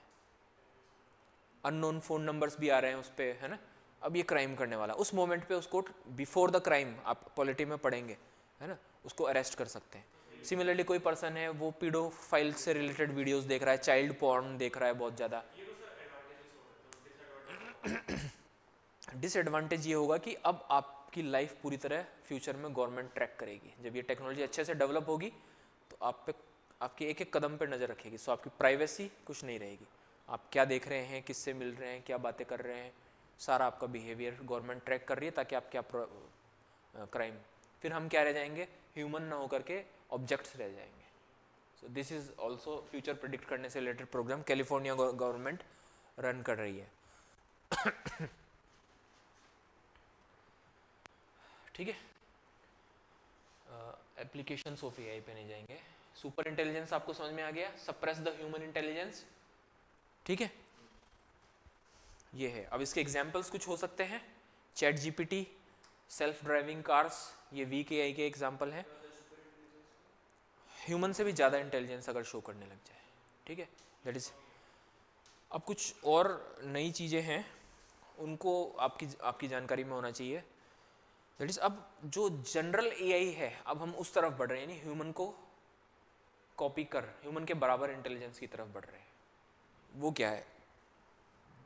चैट जीपीटी जो कंपनी है, उस कंपनी का नाम क्या है? Open AI. Open AI, chat GPT तो प्रोडक्ट है। वो एक नया प्रोजेक्ट शुरू कर रही है, that is called project strawberry.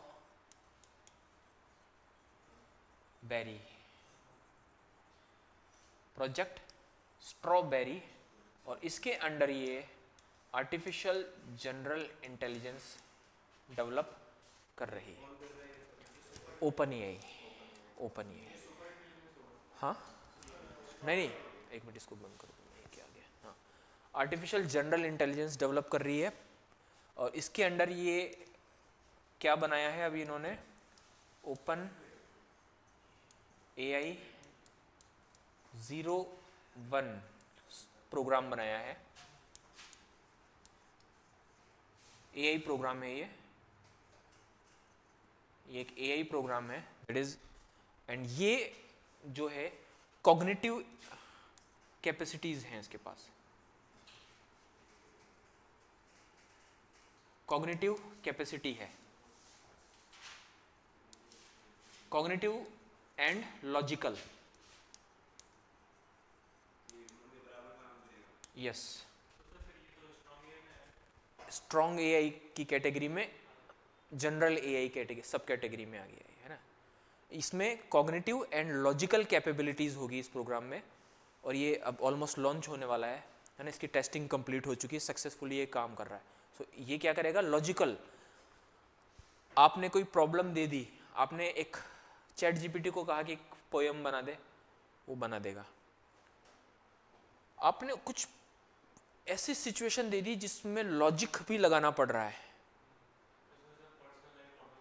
हाँ यस, तो वहां ये काम करेगा, ये लॉजिकल कैपेबिलिटीज भी करेगा और ह्यूमन लेवल पर कॉग्निटिव कैपेबिलिटीज भी शो करेगा। और इसका भी एक सब प्रोडक्ट है open AI 01 code, open AI 01 code. What is this? Software engineers की जॉब गई, ये कोडिंग करने के लिए डेवलप किया गया है। ये कंप्लीट प्रोग्राम आप प्रॉम्प्ट देंगे और कंप्लीट प्रोग्राम लिख करके दे देगा किसी भी पर्टिकुलर प्रोग्रामिंग लैंग्वेज में। सो ये सॉफ्टवेयर इंजीनियरिंग फील्ड में, फॉर एग्जांपल मुझे एक कंप्यूटर प्रोग्राम लिखना है to perform a particular task, like मुझे मेरा वीडियो एडिटिंग का कोई प्रोग्राम लिखना है, या मुझे एक कैलकुलेटर बनाना है ना, कुछ भी प्रोग्राम हो सकता है, या एक पेंट प्रोग्राम है जिसमें मेरे वीडियो के अंदर मेरे शर्ट का कलर चेंज हो जाए। सो मैं प्रॉम्प्ट दूंगा एआई प्रोग्राम को, कोड वो लिख के दे देगा। अब बीच में जो कोडिंग एक्सपर्ट बैठ रहा है ना, वो एलिमिनेट हो गया। अभी इसको लॉन्च किया गया है, इनिशियल लेवल पर जब लॉन्च किया गया है तो ये कोडर्स को ही दिया जा रहा है कि आपकी कोडिंग का काम आसान हो जाएगा, और वो कोडर्स इसको यूज करेंगे और कोडिंग करेंगे, यूज करेंगे कोडिंग करेंगे, यूज करेंगे कोडिंग करेंगे, और ये फर्दर इंटेलिजेंट होता जाएगा होता जाएगा होता जाएगा, और फिर ये सेल्फ कोडिंग, प्रॉम्प्ट पे सेल्फ कोडिंग शुरू कर देगा। अभी इसको इनिशियल लेवल पर टेस्टिंग एंड लॉन्चिंग की जा चुकी है। हाँ, तो एआई अपने जो ओपन एआई कंपनी है अपने ऑफिसेज में इसको यूज करना शुरू कर चुकी है। हाँ, ये जनरल एआई का ही पार्ट होगा, ठीक है। शुरुआत हो गई ना, शुरुआत हो गई, अभी ह्यूमन लेवल पर नहीं पहुंची है, लेकिन इसकी शुरुआत होगी, क्योंकि कोडिंग करते टाइम आपको लॉजिक लगाना पड़ता है बहुत ज़बरदस्त। कोई आपका सॉफ्टवेयर इंजीनियर दोस्त है ना जो अच्छी सॉफ्टवेयर कंपनी में काम कर रहा हो, है ना, तो वो बता देगा आपको कितना लॉजिक लगता है।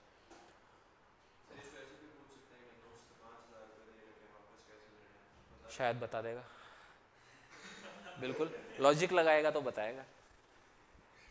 वो तो तुम ही निकाल लो पैसे।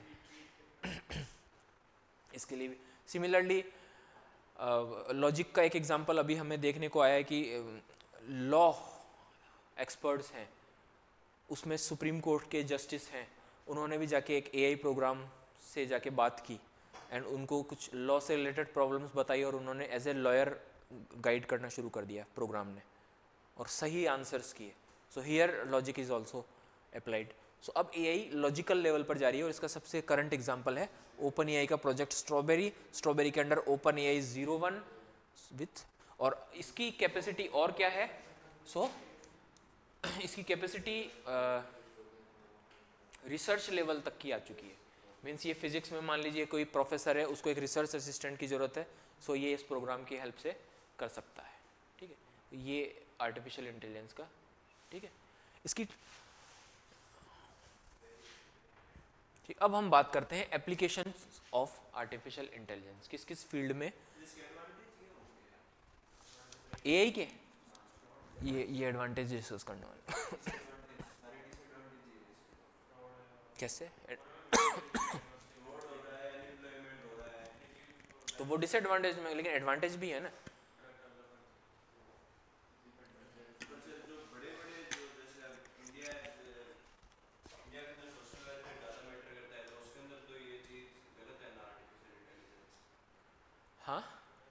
हाँ बिल्कुल, इसके जो नेगेटिव इम्पैक्ट निकल कर के आएंगे। इंडिया के अंदर जो सोशल वेलफेयर ज़्यादा वो मैटर करता है इंडिया के लिए, हाँ तो उसके अंदर जो इसके अनएम्प्लॉयमेंट हो रहा है तो सोशल वेलफेयर कहाँ हो रहा है। हाँ, तो ये नेगेटिव इफेक्ट है ना इसके। मैं ये बताऊंगा कि अनएम्प्लॉयमेंट बढ़ेगा, बहुत सारी जॉब से ह्यूमन एलिमिनेट हो जाएगा कम्प्लीटली। इंडिया अब में तो ये आर्टिफिशियल इंटेलिजेंस का जो एरा है, इसमें हर आदमी को अपनी स्किल्स को नए सिरे से सोचना पड़ेगा, नए सिरे से।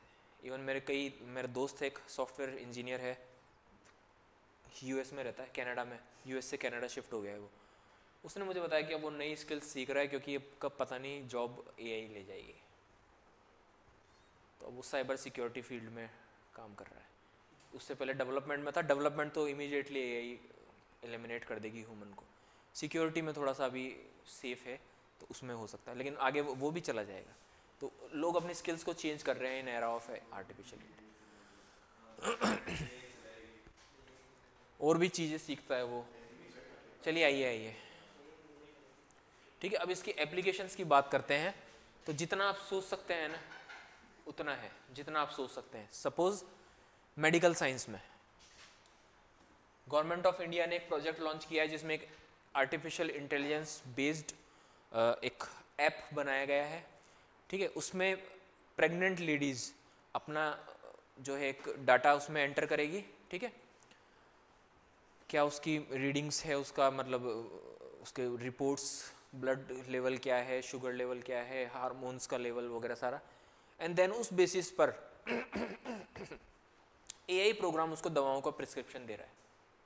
सो रिमोट एरियाज में जहाँ अच्छे डॉक्टर्स अवेलेबल नहीं है, वहाँ पर पैरामेडिकल स्टाफ इस आर्टिफिशियल इंटेलिजेंस प्रोग्राम का यूज़ करके लेडीज़ को दवाइयाँ प्रिस्क्राइब्स कर सकते हैं। तो मेडिकल डायग्नोसिस में एक अच्छा एग्जाम्पल आपको देखने को मिल रहा है, ठीक है। अगेन ये सारी बातें हो गई। मेडिकल से रिलेटेड जितना भी रिसर्च है वो सारा, drug development, rare disease diagnostic and treatment, medical science में बहुत इसका है, ठीक है। लॉ फील्ड में हाँ हाँ उसमें हेल्प कर सकता है, असिस्टेंट, ठीक है। असिस्टेंट्स के रूप में ये काम करेगा, नर्सिंग असिस्टेंट्स के फॉर्म में ये काम करेगा, ठीक है। साइबर सिक्योरिटी के फील्ड में, जीनोम एनालिसिस में,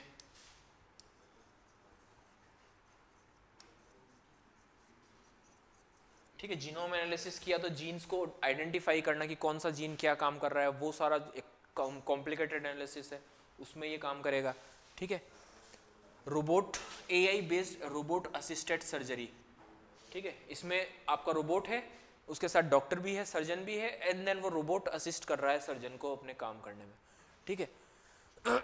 फ्रॉड डिटेक्शन में मैंने आपको बताया, किसी पर्सन के बिहेवियर को स्टडी करके आप फ्यूचर में वो कोई क्राइम करने वाला है वो देख सकते हैं। तो किसी पर्सन के फाइनेंशियल बिहेवियर को, या किसी इंस्टीट्यूशन है, सपोज कोई बैंक है, उसका कंप्लीट फाइनेंशियल डाटा है, उसको एआई के थ्रू आप एनालाइज करें, देन आप पता करने की कोशिश करें कि इस इंस्टीट्यूट के फाइनेंस में कुछ इशू आ रहा है, कहीं ना कहीं फाइनेंशियल फ्रॉड वगैरह इसमें चल रहा है। सो ये सारे काम हो सकते हैं, ठीक है। एग्रीकल्चर बहुत वास्ट है, agriculture, IT industry, agriculture and environment. देखिए कैसे अभी चाइना में एक रिसर्च हुआ था, उसमें क्या था, चाइनीज साइंटिस्ट ने वहाँ पर मौजूद जो फार्म लैंड है, एक गैस है दैट इज अमोनिया, है ना। अमोनिया पोल्यूशन फार्म लैंड से बहुत होता है, सबसे ज़्यादा पोल्यूशन फार्म लैंड से होता है अमोनिया का।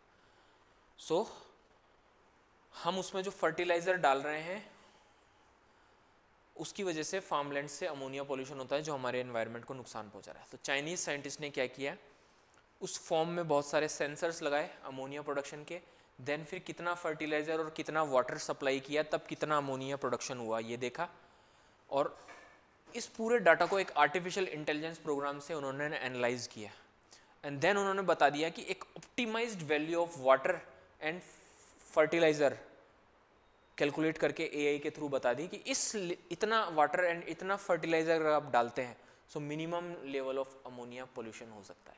तो एक आपने अपनी एग्रीकल्चर को ऑप्टिमाइज कर दिया, अननेसेसरी वाटर एंड फर्टिलाइज़र उसको रोक दिया, एंड देन सेकंड आपने इन्वायरमेंट को बेनिफिट पहुंचाया, सो इन्वायरमेंट एंड एग्रीकल्चर। इसी तरह इन्वायरमेंट डाटा पे बहुत काम हो रहा है यूएसए में, लाइक एयर पोल्यूशन से रिलेटेड डाटा है उसको एआई के थ्रू एनालाइज किया जा रहा है एंड देन फिर बताया जा रहा है कि इसके क्या सोल्यूशन हो सकते हैं। तो अब इन्वायरमेंट एंड जोग्राफिकल ये सारे रिसर्च है, इनमें बहुत काम करने वाला है। IT industry, IT industry, research and development, research and R&D field में, रोबोटिक्स,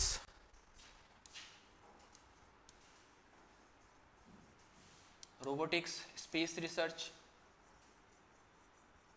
ठीक है। मतलब आप जितना सोच सकते हैं उतना आपको देखने को मिलेगा, जितना आप न्यूज़ में देखेंगे उतना आपको देखने को मिलेगा। This is artificial intelligence. इसके टेक्नोलॉजिकल एस्पेक्ट्स क्या है ये पता चल गया, कितना क्लासिफिकेशन है, कौन सी एआई क्या है, देन इसके एप्लीकेशंस, इंडिया कहाँ है। तो अभी शायद इसी वीक द हिंदू न्यूज़पेपर आपने देखा है, उसमें आर्टिफिशियल इंटेलिजेंस जो है समिट कंडक्ट की गई थी, पता है।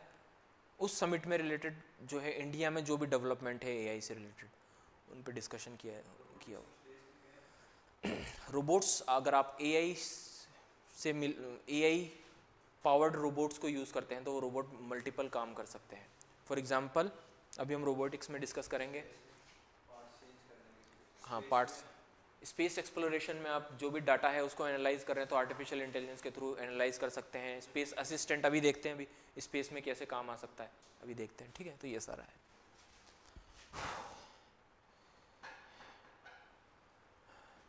ठीक है, ये एग्रीकल्चर हो गया, ठीक है, ये सारा एग्रीकल्चर से रिलेटेड है।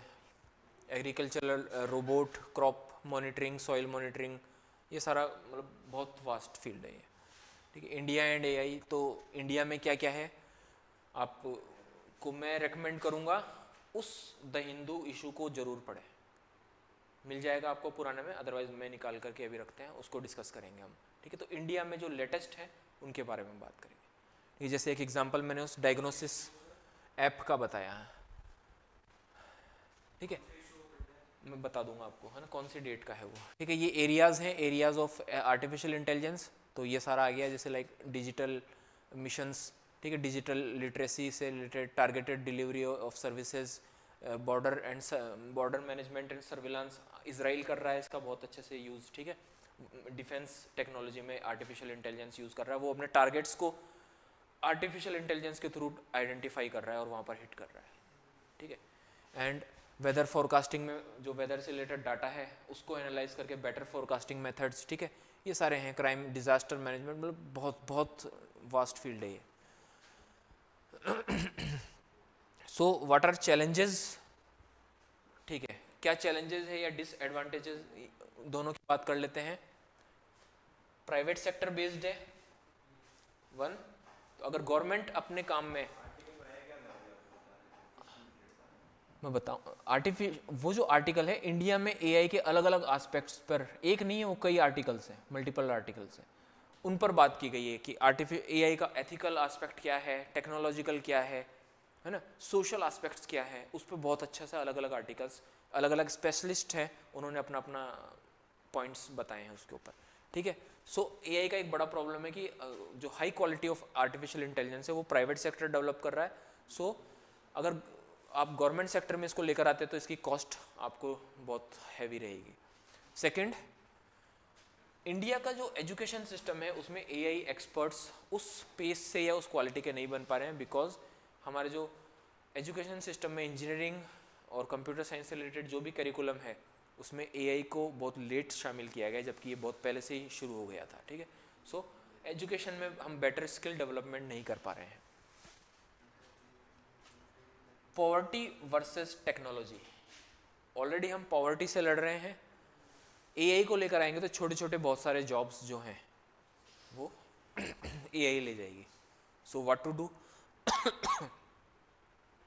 तो अगर हम एआई को जरूरत से ज़्यादा प्रमोट करते हैं तो अनएम्प्लॉयमेंट एंड पॉवर्टी बढ़ेगी, और अगर हम इसको एड्रेस करते हैं और टेक्नोलॉजी को अगर अडॉप्ट नहीं करते हैं तो हम टेक्नोलॉजिकली बैकवर्ड होते जाएंगे दूसरे कंट्रीज़ की कंपैरिजन में। सो दिस इज़ यहाँ पर बैलेंस क्रिएट करना एक इम्पॉर्टेंट हर्डल है या टास्क चैलेंज है, ठीक है। सेम अनएम्प्लॉयमेंट, ह्यूमन लेबर की डिमांड जैसे जैसे कम होगी सो आपको अनएम्प्लॉयमेंट मिलेगा। सपोज जैसे बहुत सारे छोटे छोटे काम करने वाले तो बहुत तेज़ी से एलिमिनेट हो जाएंगे। सपोज आपको आपने एक पेपर से हैंड रिटन कुछ नोट लिखे एंड देन आप पहले जाते थे टाइप करवाने के लिए, टाइपिस्ट उसको देखता था और टाइप करता था। अभी आपने उसको स्कैन किया, गूगल प्रोग्राम में डाला, गूगल डॉक्स में, गूगल डॉक्स का आर्टिफिशियल इंटेलिजेंस आएगा, आपकी हैंड राइटिंग को देखते हुए उसको सारा टाइप करके दे देगा। तो एक टाइपिस्ट का एम्प्लॉयमेंट चला गया। सिमिलरली बहुत सारे छोटे छोटे काम करना, छोटे बड़े काम जो है एआई लेता जाएगा। छोटे क्या बड़े लेवल पर काम लाइक रिसर्च असिस्टेंट्स तक जो है ओपन एआई 01 प्रोग्राम खा जाएगा। कोडिंग जॉब्स जो इस साल का एक स्टडी सामने आया कि आईआईटी बॉम्बे में इस साल 36% प्लेसमेंट्स कम हुए हैं, क्योंकि एलिमेंट्री या एंट्री लेवल की जो प्रोग्रामिंग जॉब्स होती है जहाँ पर एक इंजीनियरिंग ग्रेजुएट जाके सबसे पहले करता है, उन जॉब्स में अब ह्यूमन की जगह आर्टिफिशियल इंटेलिजेंस को डायरेक्ट सीनियर इंजीनियर एआई को यूज़ करके वो जॉब करवा रहे हैं। सो 36% इंजीनियरिंग प्लस, हाँ, एंट्री लेवल की जो सॉफ्टवेयर इंजीनियरिंग जॉब्स होती है ना, जिसमें एक बंदा इंजीनियरिंग से पास आउट हुआ एंड एंट्री लेवल पर जाके काम कर रहा है, फिर धीरे धीरे सीख के ही तो आगे बढ़ता है। सीनियर्स उसको टास्क देते हैं। अब सीनियर्स क्या कर रहे हैं, बंदे को नहीं रख रहे हैं, वो एआई के थ्रू ही वो टास्क परफॉर्म करवा रहे हैं फटाफट। सो अब एंट्री लेवल पर जब सॉफ्टवेयर जॉब्स कम हो गई तो ये एआई का इम्पैक्ट है, ठीक है। लेबर की डिमांड कम हो रही है, ऐसे बहुत सारे काम होंगे। तो आपका एग्जिस्टेंशियल रिस्क तो सामने आएगा ही, ये सारी चीज़ें इस पर आके टिकती है। And moral degradation of society. Moral degradation of society कैसे, जैसे डीप फेक का एक एग्जांपल हमने लिया। लाइक एक अमेरिकन लेडी थी, उनका पॉर्न बना दिया गया, प्राइम मिनिस्टर को अजीब अजीब सी हरकतें करते हुए दिखाया जा रहा है। सो this is moral degradation. Pornography, artificial intelligence based pornography, deep fake based hate speeches, है ना। एक पर्सन है, उसको हेट स्पीच, किसी एक कम्युनिटी के पर्सन का वीडियो बनाया, उसको हेट स्पीच करते हुए दिखाया दूसरी कम्युनिटी के लिए। अब दूसरी कम्युनिटी वाले वेरीफाई तो करेंगे नहीं कि एआई बेस्ड है या नहीं, वो लड़ने पहुंच जाएंगे, वो उसको पीट देंगे, फिर उसके फेवर में लोग आएंगे। तो ओवरऑल एक सोसाइटी में moral degradation and chaotic situations create करने वाला है। केओस, आर्टिफिशियल इंटेलिजेंस प्रोग्राम जो एल्गोरिदम्स हैं फेसबुक के, वो इतने ज़्यादा एग्रेसिव एल्गोरिदम है, उनको चाहिए व्यूज़, है ना। मैं आपको बता रहा हूँ, मैंने द हिंदू में एक आर्टिकल पढ़ा था, उसके बेसिस पर आपको ये बात बता रहा हूँ। उनको चाहिए व्यूज़, लोग ज़्यादा से ज़्यादा टाइम वीडियोस में, शॉर्ट वीडियोस में बिताएं, यही उनका टारगेट होता है। आपके ऐप पर कितना ज़्यादा लोग टाइम बिताते हैं, उतनी ज़्यादा आप मार्केटिंग वीडियोस देखेंगे। हाँ, फेसबुक पे ये इल्ज़ाम लगा है। सो अब देखिए, सपोज़ मैं एक अच्छा सा वीडियो बनाता हूँ जिस पे मैं कहता हूँ कि हमें हमेशा ईमानदार रहना चाहिए, माँ बाप की सेवा करनी चाहिए, गरीबों की सेवा करनी चाहिए, तो कितने व्यूज़ मिलेंगे, है ना। अगर मैं एक ऐसा वीडियो बनाता हूँ जिसमें कहता हूँ कि वो एक्स कम्युनिटी के लोग हैं, वो बड़े बदमाश हैं, वो ये करने वाले हैं, वो करने वाले हैं, वो ये साजिश कर रहे हैं और उस साजिश से ये हो जाएगा, उस वीडियो को कितने व्यूज़ मिलेंगे। ह्यूमन नेचर है कि वो क्रिटिसिज्म और एग्रेशन की तरफ ज़्यादा अट्रैक्ट होता है एज कंपेयर टू अच्छी चीज़ों की, है ना। उसका नतीजा ये हुआ, इस नेचर को फेसबुक ने समझा और फेसबुक ने जो एल्गोरिदम्स डेवलप किए वो ऑटोमेटिकली एग्रेशन वाले वीडियोस जो हैं वो लोगों के सामने कैटर करने लगे। क्यों? क्योंकि अच्छे अच्छे वीडियो देखेंगे तो एक बार देख के ठीक है, माँ बाप की सेवा करनी चाहिए, ये सब करना चाहिए, जानवरों को चारा डालना चाहिए, ओके, और वो डालने चला जाएगा, वो बैठा तो नहीं रहेगा ना। तो ये एल्गोरिदम ऐसे डेवलप किया है आर्टिफिशियल इंटेलिजेंस का कि लोगों को एग्रेशन के वीडियोस वो दिखा रहा था जानबूझ के, और उसकी वजह से वो एक वीडियो देखता था तो दो और आ जाते थे, फिर दो देखता था तो चार आने लगते। वो देखता ज़्यादा टाइम स्पेंड कर रहा है और उसके माइंड में एग्रेशन बढ़ रहा है। और फेसबुक पर यूनाइटेड नेशन में ये इल्ज़ाम लगाया गया और कई कंट्रीज़ की कोर्ट्स में इल्ज़ाम लगाया गया कि इनका एल्गोरिदम इंटेंशनली सोशल अनरेस्ट को प्रमोट कर रहा है, हाँ, एआई के थ्रू प्रमोट कर रहा है, और उसकी वजह से अफ्रीका के कई कंट्रीज़ में, इवन इंडिया में भी दंगे, राइट्स हुए हैं। दिस इज वो प्रोग्राम करता है ये सारा काम, आपके बिहेवियर को कैच कर लेता है एकदम से पूरा, कहाँ इंटरेस्ट आ रहा है आपको।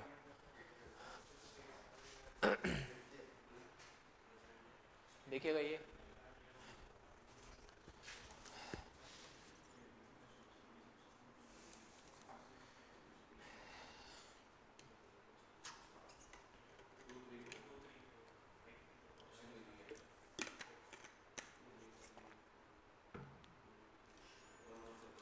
क्या है, development automation can effectively do which of the following bring down the electricity, create many meaningful short stories and disease diagnosis, text to speech conversion, wireless transmission of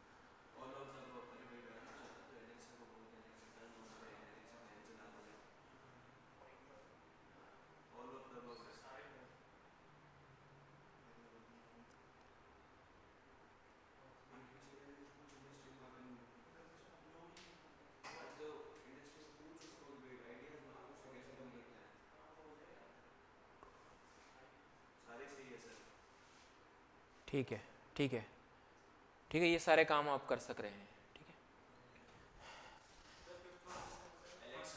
एक मिनट, 5th तो नहीं होना चाहिए, नहीं रुको रुको, 5th नहीं होना चाहिए, 1 2 3, हाँ ये ऑप्शन में कुछ ना कुछ मिस्टेक की है टाइपिंग में, है ना। 5th नहीं होगा, ट्रांसमिशन तो नहीं होता है। फर्स्ट हो सकता है, आपकी इंडस्ट्रियल यूनिट्स है उनका कंजप्शन पैटर्न है, उसको स्टडी करके कुछ ऐसी एडवाइजेस दी जा सकती है, जैसे मैंने बताया ना कि क्रॉप है एंड देन क्रॉप से कितना उसमें फर्टिलाइजर और वाटर आप लेकर आ रहे हैं वो मेजर किया, और optimised level of fertiliser water से, तो same optimised consumption of electricity ये डिसाइड कर सकता है, बट ट्रांसमिशन ऑफ वो नहीं कर सकता है। कैसे करेगा? वायरलेस ट्रांसमिशन एक ही जगह होता है, अभी आपके डेली लाइफ में कहाँ होता है, देखा है आपने इलेक्ट्रिसिटी का वायरलेस ट्रांसमिशन? स्मार्ट वॉच जो पहनते हैं ना, उनकी स्मार्ट वॉच में होता है।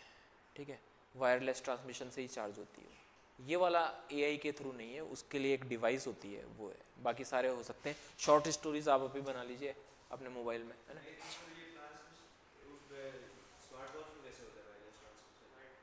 वो घड़ियाँ आप दिखाएं तो मैं बता दूं किसी के पास हो तो, है सब। ये देख लो, आ जाओ यहाँ पे, देखो मैग्नेट तो चिपकता है। ये जो पार्ट ना, ये जो पार्ट है, ये नहीं, कैमरा नहीं है, ये कांच, इसके आगे ये ग्लास से कवर्ड है। ठीक है, यानी जो मेटल है वो इसके पीछे है, ग्लास के पीछे, और ग्लास इलेक्ट्रिसिटी का कंडक्टर नहीं होता है। जब आप इसको चार्ज करने के लिए उस पर रखते हैं, उसका जो पार्ट है इस ग्लास से टच करता है, पीछे जो मेटल है उससे टच नहीं कर रहा है।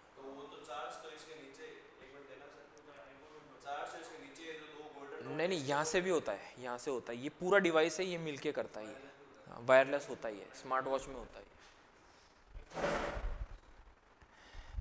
ये आया हुआ क्वेश्चन है मेरे ख्याल से। ठीक है,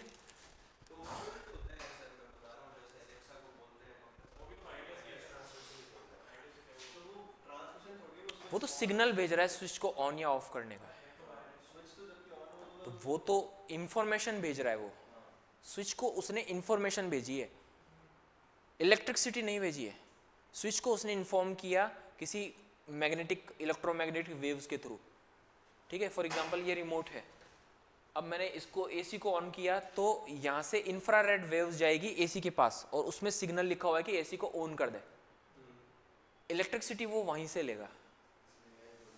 ठीक है, तो इसमें वायरलेस ट्रांसमिशन ऑफ इंफॉर्मेशन हो रहा है, not electricity, but smart watches में होता है, रोबोटिक्स।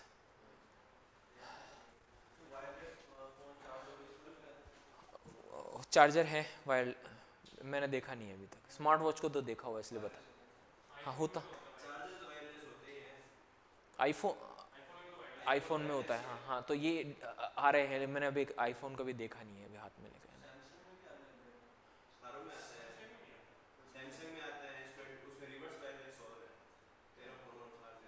हाँ है ना, तो वायरलेस। हाँ, तो ये टेक्नोलॉजी अब आ रही है, और स्मार्ट वॉच, एप्पल वॉच में ये इजीली हो रहा है, ये मैंने अपने देखा हुआ है। और अब ये एडवांस फ़ोन, मैं फ़ोन ज़्यादा शौकीन नहीं हूँ फ़ोन्स का, ठीक है। चलिए, रोबोटिक्स ये भी एक आर्टिफिशियल इंटेलिजेंस से मिलता जुलता सा एक फील्ड है जो आपको, हाँ, अलग टॉपिक है, इसको आपको पता होना चाहिए। खैर अभी कंटिन्यू करते हैं, चलो थोड़ा देख लेते हैं, फिर बाकी कल कंप्लीट कर लेंगे। एआई बेस्ड फील्ड है ये, ओके। इंटरडिसिप्लिनरी सेक्टर है क्योंकि इसमें इंजीनियरिंग की अलग अलग ब्रांचेस काम कर रही है, इलेक्ट्रॉनिक्स, मैकेनिकल इंजीनियरिंग, ठीक है, इलेक्ट्रिकल इंजीनियरिंग, सॉफ्टवेयर डेवलपमेंट, क्योंकि आपने हार्डवेयर बना दिया बट अब उसको रन करने के लिए सॉफ्टवेयर भी चाहिए, तो ये multi disciplinary field of engineering है जिसमें मल्टीपल फील्ड्स आते हैं, रोबोटिक्स, ठीक है, ये है। और क्या है, तो किसी एक पर्टिकुलर टास्क को करने के लिए इसको डिज़ाइन किया जा सकता है, देखते हैं कैसे।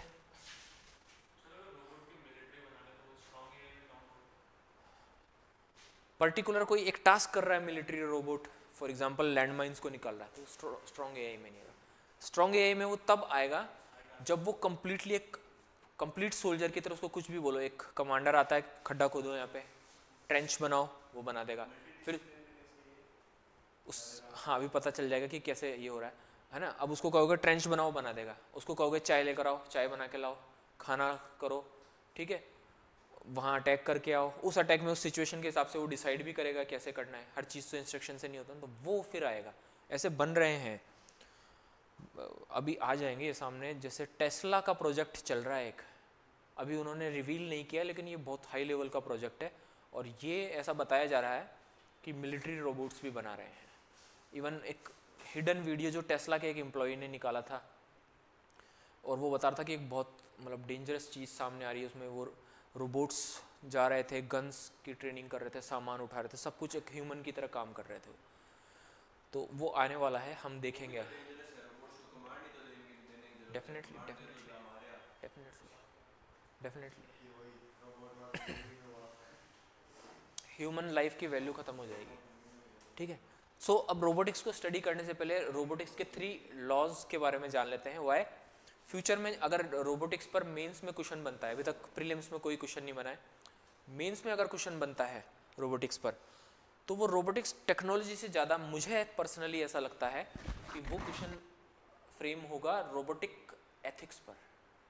उस पर बहुत अच्छे अच्छे आर्टिकल्स पिछले दिनों आए थे, अरे इंडियन एक्सप्रेस में, द हिंदू में, वाटर एथिक्स। तो ये जो कंप्लीट रोबोटिक एथिक्स है वो किन लॉज पर टिकी है, तो एक साइंटिफिक फ्रिक्शनल राइटर हुए थे, रशियन अमेरिकन राइटर थे, आइजैक एसिमोव, वो साइंस फिक्शन पर नॉवेल्स लिखा करते थे, तो उन्होंने रोबोटिक के लॉज बताए थे, ठीक है। एसिमोव के 3 लॉ थे, देखिए वो क्या लॉ है। आप कंप्लीट रोबोटिक एथिक्स जो है वो इन 3 लॉज पर टिकी हुई है। देख, पहला लॉ क्या है, a robot may not injure human being और दो inaction allow a human being to come to harm, यानी एक इंसान को वो हार्म नहीं पहुंचाएगा, पहला लॉ। सेकंड लॉ,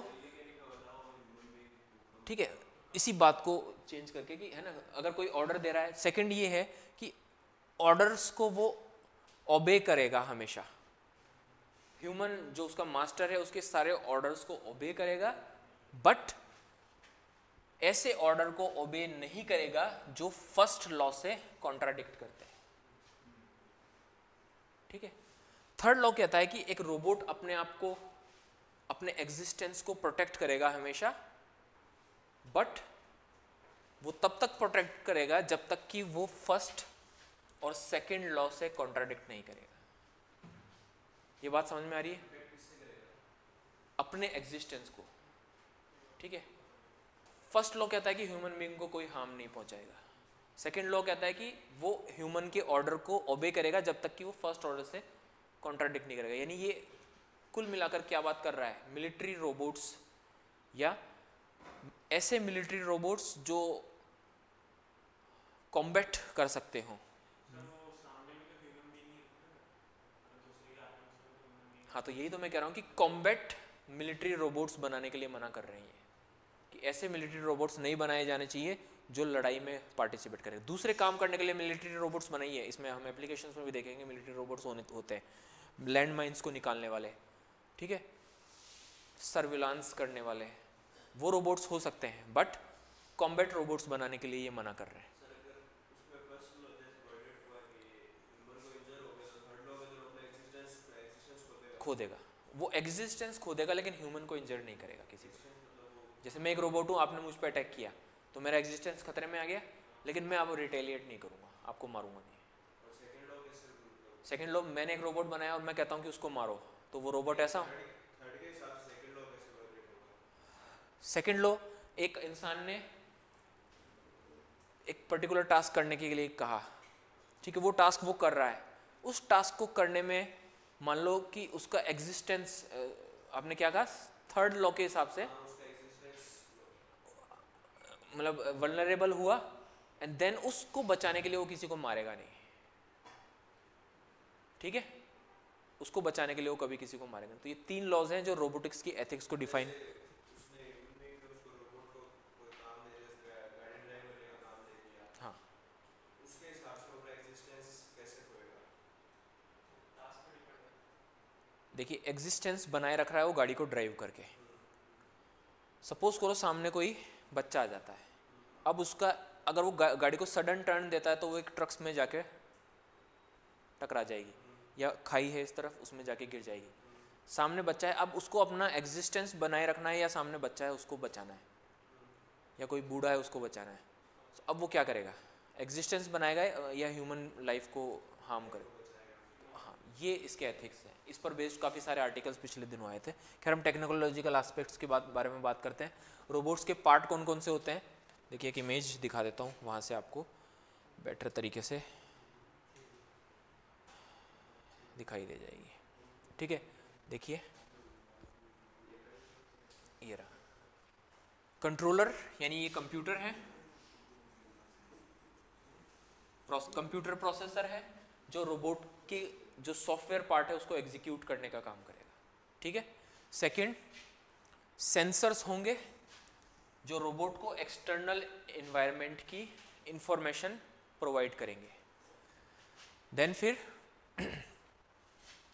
एक्चुएटर, ये क्या होता है, ये जो जॉइंट है एल्बो का, जो मसल्स का काम कर रहे होते हैं, दैट इज कॉल्ड एक्चुएटर, जो रोबोट की आर्म को मूवमेंट दे रहे होते हैं। ये रोबोट के आर्म का स्ट्रक्चर। हाँ, आर्म का स्ट्रक्चर है जिससे हम समझने की कोशिश करें, ठीक है।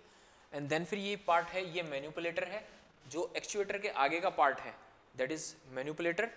And last one is and effector, यानी फाइनल टास्क करने के लिए जो भी, सपोज कीजिए एक रोबोट है, ये आर्म है और उसको एक स्क्रू टाइट करने के लिए कार फैक्ट्री में फिक्स कर रखा है। सो this is actuator, this is manipulator, and यहाँ पर एक स्क्रू ड्राइवर लगा होगा और देन वो रोटेट करेगा और वो स्क्रू टाइट कर देगा, या फिर वो किसी चीज़ को उठा के फिक्स करने का काम कर सकता है। सो ये इसके पार्ट्स होते हैं, these are parts of robot, ये आपको पता होना चाहिए, ठीक है। एप्लीकेशन, अब वास्ट फील्ड ऑफ है एप्लीकेशन है। सबसे पहला इंपॉर्टेंट एप्लीकेशन क्या है रोबोटिक्स का, दैट इज इंडस्ट्रियल एप्लीकेशन। सभी इंडस्ट्रीज में आप जाएंगे वहाँ पर रोबोटिक आर्म्स होती हैं, वो अपने काम कर रही होती है, हर आर्म्स को एक पर्टिकुलर टास्क करने के लिए।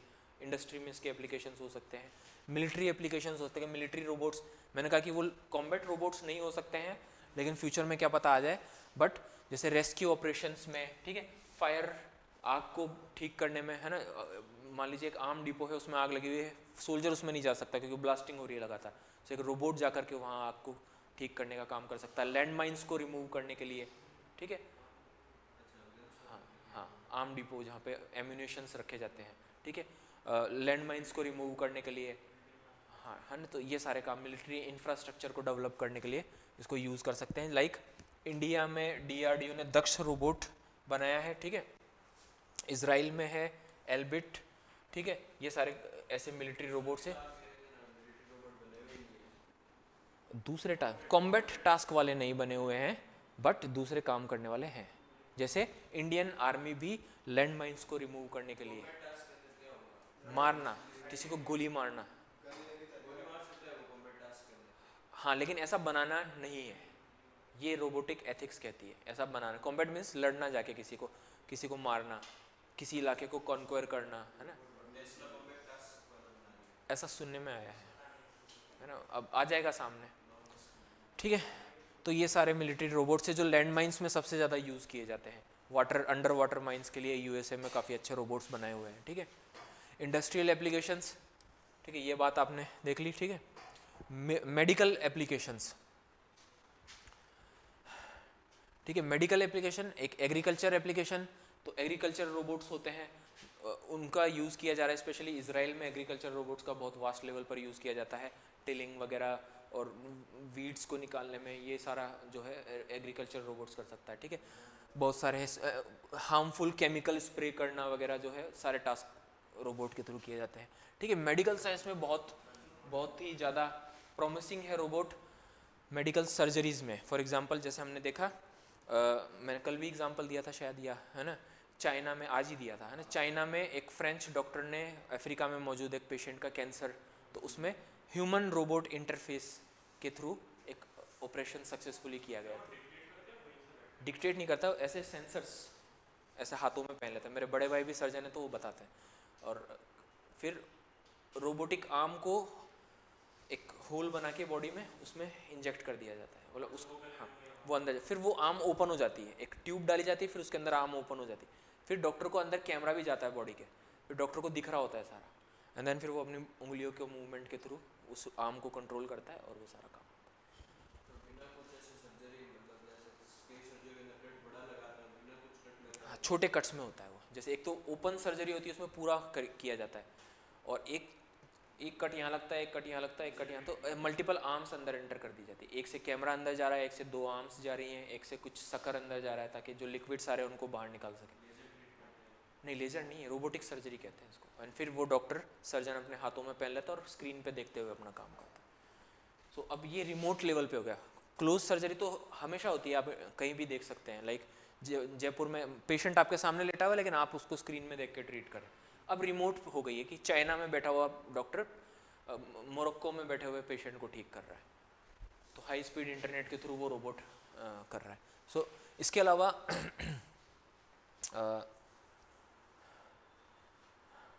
टेलीप्रेजेंस ऑफ रोबोट ये बता दिया हमने, सर्जिकल रोबोट्स, रिहेबिलिटेशन रोबोट्स, किसी पेशेंट को कोई इंजरी हुई है तो अब उसको रिहेबिलिटेट करना है ना, तो फिजियोथेरेपी वगैरह के थ्रू किया जाता है मान लीजिए, तो उसमें भी रोबोट्स का हेल्प लिया जा सकता है। तो ये मल्टीपल टाइप हैं रोबोट्स के। कंपेनियन रोबोट, इसका एक अच्छा एग्जांपल अभी देखेंगे हम, ठीक है। डिसइंफेक्शन रोबोट्स, किसी एरिया में कोई सीवियर इन्फेक्शन है, ठीक है, अब वहाँ पर ह्यूमन जाएगा तो वो इन्फेक्शन उस कैरी कर सकता है, सो रोबोट्स के थ्रू किया जाए डिसइंफेक्शन, या ऐसे रीजन जहाँ पर बहुत इन्फेक्टेड पेशेंट्स मौजूद हैं और नर्सिंग स्टाफ अगर उनकी बॉडी की रीडिंग या उनको मेडिसिन वगैरह देने के लिए जाए, सो इस केस में वो नर्सिंग स्टाफ की लाइफ स्पेशली कोरोना में देखने में आए, तो ऐसे में फिर क्या हुआ कि कई कंट्रीज़ ने रोबोट्स के थ्रू कोरोना पेशेंट्स को ट्रीट किया, एक कमरे में उन सबको बंद कर दिया, अब कोई नहीं जाएगा, सिर्फ रोबोट अंदर जाएगा, रोबोट बाहर आएगा। सो ये सीवियर इन्फेक्शन नहीं, फिर उस रोबोट को किसी एक चैम्बर में ले जा करके डिसइंफेक्ट किया जा सकता है, ह्यूमन को हैवी केमिकल डोज देके डिसइंफेक्ट करना मुश्किल काम है, तो ठीक है। ठीक है, नैनो रोबोट, नैनो लेवल पर जो रोबोट्स होते हैं, अब इसको यहीं रोक देते हैं, क्यों? क्योंकि नैनो रोबोट हम नैनो टेक्नोलॉजी के साथ डिस्कस करेंगे तो ज़्यादा बेटर तरीके से आपको समझ में आएगा, ठीक है। सो इस तरह से बहुत नैनो लेवल पर, है ना, 1 to 100 नैनोमीटर साइज पर जो रोबोट्स बनते हैं, those are called nano robots. वो कैसे होते हैं हम आगे नैनो टेक में आगे डिस्कस करेंगे, ठीक है। अब देखिए कंपेनियन रोबोट का भी एक अच्छा एग्जांपल आपको देखने को मिल सकता है, दिस इज कॉल्ड, इसका नाम है व्योम मित्र, ठीक है, व्योम मित्र नाम है इसके इस रोबोट का, ये इसरो ने बनाया है। अभी मैंने आपको बताया कि इसरो एक गगनयान मिशन प्लान कर रहा है जिसके थ्रू वो एक एस्ट्रोनॉट को स्पेस में भेजेगा और सक्सेसफुली उसको लेकर आएगा। एस्ट्रोनॉट्स स्पेस में जाते हैं तो ये एक बहुत ही टफ जर्नी होती है, स्पेस में बहुत सारे इल्यूजन्स होते हैं, बीमार हो सकता है और उसको एक एक असिस्टेंट की ज़रूरत होती है जो बाहर के इन्वायरमेंट से अफेक्ट हुए बिना अपना काम कर सके। नहीं, रोबोट हर टास्क नहीं कर सकता ना। फॉर एग्जांपल अगर मैं टास्क को 2 पार्ट में बांटूं, तो skilled task and unskilled task plus level of danger for human life, इसमें अगर मैं बांटता हूं तो एक रोबोट है सपोज करो, उसको मैं मुझे क्या करना है, वॉल्केनो का जो क्रेटर है जिसमें लावा है, उसके किनारे कौन कौन से एलिमेंट्स हैं। सपोज करो मैं वहाँ सल्फर को कर सकता हूँ, या सपोज करो मैंने मून पर एक मिशन भेजा और वहाँ पर मीथेन गैस को और जो दूसरे एलिमेंट्स हैं उनको आइडेंटिफाई करने के लिए भेजा। अगर मैं ह्यूमन को भेजता हूँ तो भी वो ये टास्क कर लेगा, और मैं रोबोट को भेजता हूँ तो भी वो ये टास्क कर लेगा। अगर मैं रोबोट को भेजता हूँ तो सपोज करो कि वो सल्फर को ही आइडेंटिफाई कर रहा है, ओके। पास में डायमंड पड़ा है तो क्या वो ध्यान देगा? उसकी प्रोग्रामिंग ही नहीं है डायमंड को आइडेंटिफाई करने की। या गोल्ड पड़ा है तो वो ध्यान देगा? उसकी प्रोग्रामिंग ही नहीं है। और ह्यूमन जाएगा तो वो सब कुछ देख लेगा। बट रिस्क ऑफ टास्क कितना है? मून पर जाकर वापस आना बहुत रिस्की है, मर भी सकते हैं। या एक वोल्केनो के क्रेटर के अंदर उतर के जाकर वापस आना रिस्की है, मर सकते हैं। तो अब इस तरह के मिशन में आपको स्किल ज़्यादा इंपॉर्टेंट है या लाइफ? अब आपको समझ में आया? अगर एक एस्ट्रोनॉट मैंने भेजा, सिर्फ रोबोट भेजा, तो वो कंप्लीट रिसर्च नहीं कर पाएगा एस्ट्रोलॉजी का, जो एस्ट्रोफिजिक्स से रिलेटेड जो भी आप रिसर्च करने के लिए जा रहे हैं वो नहीं कर पाएगा। लाइक सुनीता विलियम्स वगैरह ये लोग हैं, तो वो क्या करते हैं, कई तरह के रिसर्च कर रहे होते हैं। लाइक कल्पना चावला की जब डेथ हुई थी तो वो कैंसर से रिलेटेड रिसर्च कर रहे थे जीरो ग्रेविटी में। तो वहाँ पर ह्यूमन का रहना इंपॉर्टेंट है, क्योंकि कैंसर रिसर्च के लिए अभी तक कोई रोबोट अब तक बना नहीं जो उस तरह से रिसर्च कर ले। तो ह्यूमन का जाना इंपॉर्टेंट था। एक आदमी को मैंने भेजा, बट मेरे रॉकेट की जो कैपेसिटी है वो एक ह्यूमन की ही है। अब मुझे एक असिस्टेंट भी चाहिए उसके साथ, जो बाहर के एनवायरनमेंट से अफेक्ट हुए बिना उसको असिस्ट कर दे। ये कंट्रोल चेक करो, ये रीडिंग चेक करो आपका, है ना। तो अब असिस्टेंट दूसरा ह्यूमन भेजूंगा तो पेलोड बढ़ जाएगा। बट इस तरह के एक हल्के से रोबोट को भेजा तो दिस इज, तो ये व्योम मित्र गगनयान में हमारे जो एस्ट्रोनॉट जाएंगे उनके साथ एक ह्यूमन से तो कम ही होगा ना, एक ह्यूमन से तो कम ही होगा, ठीक है।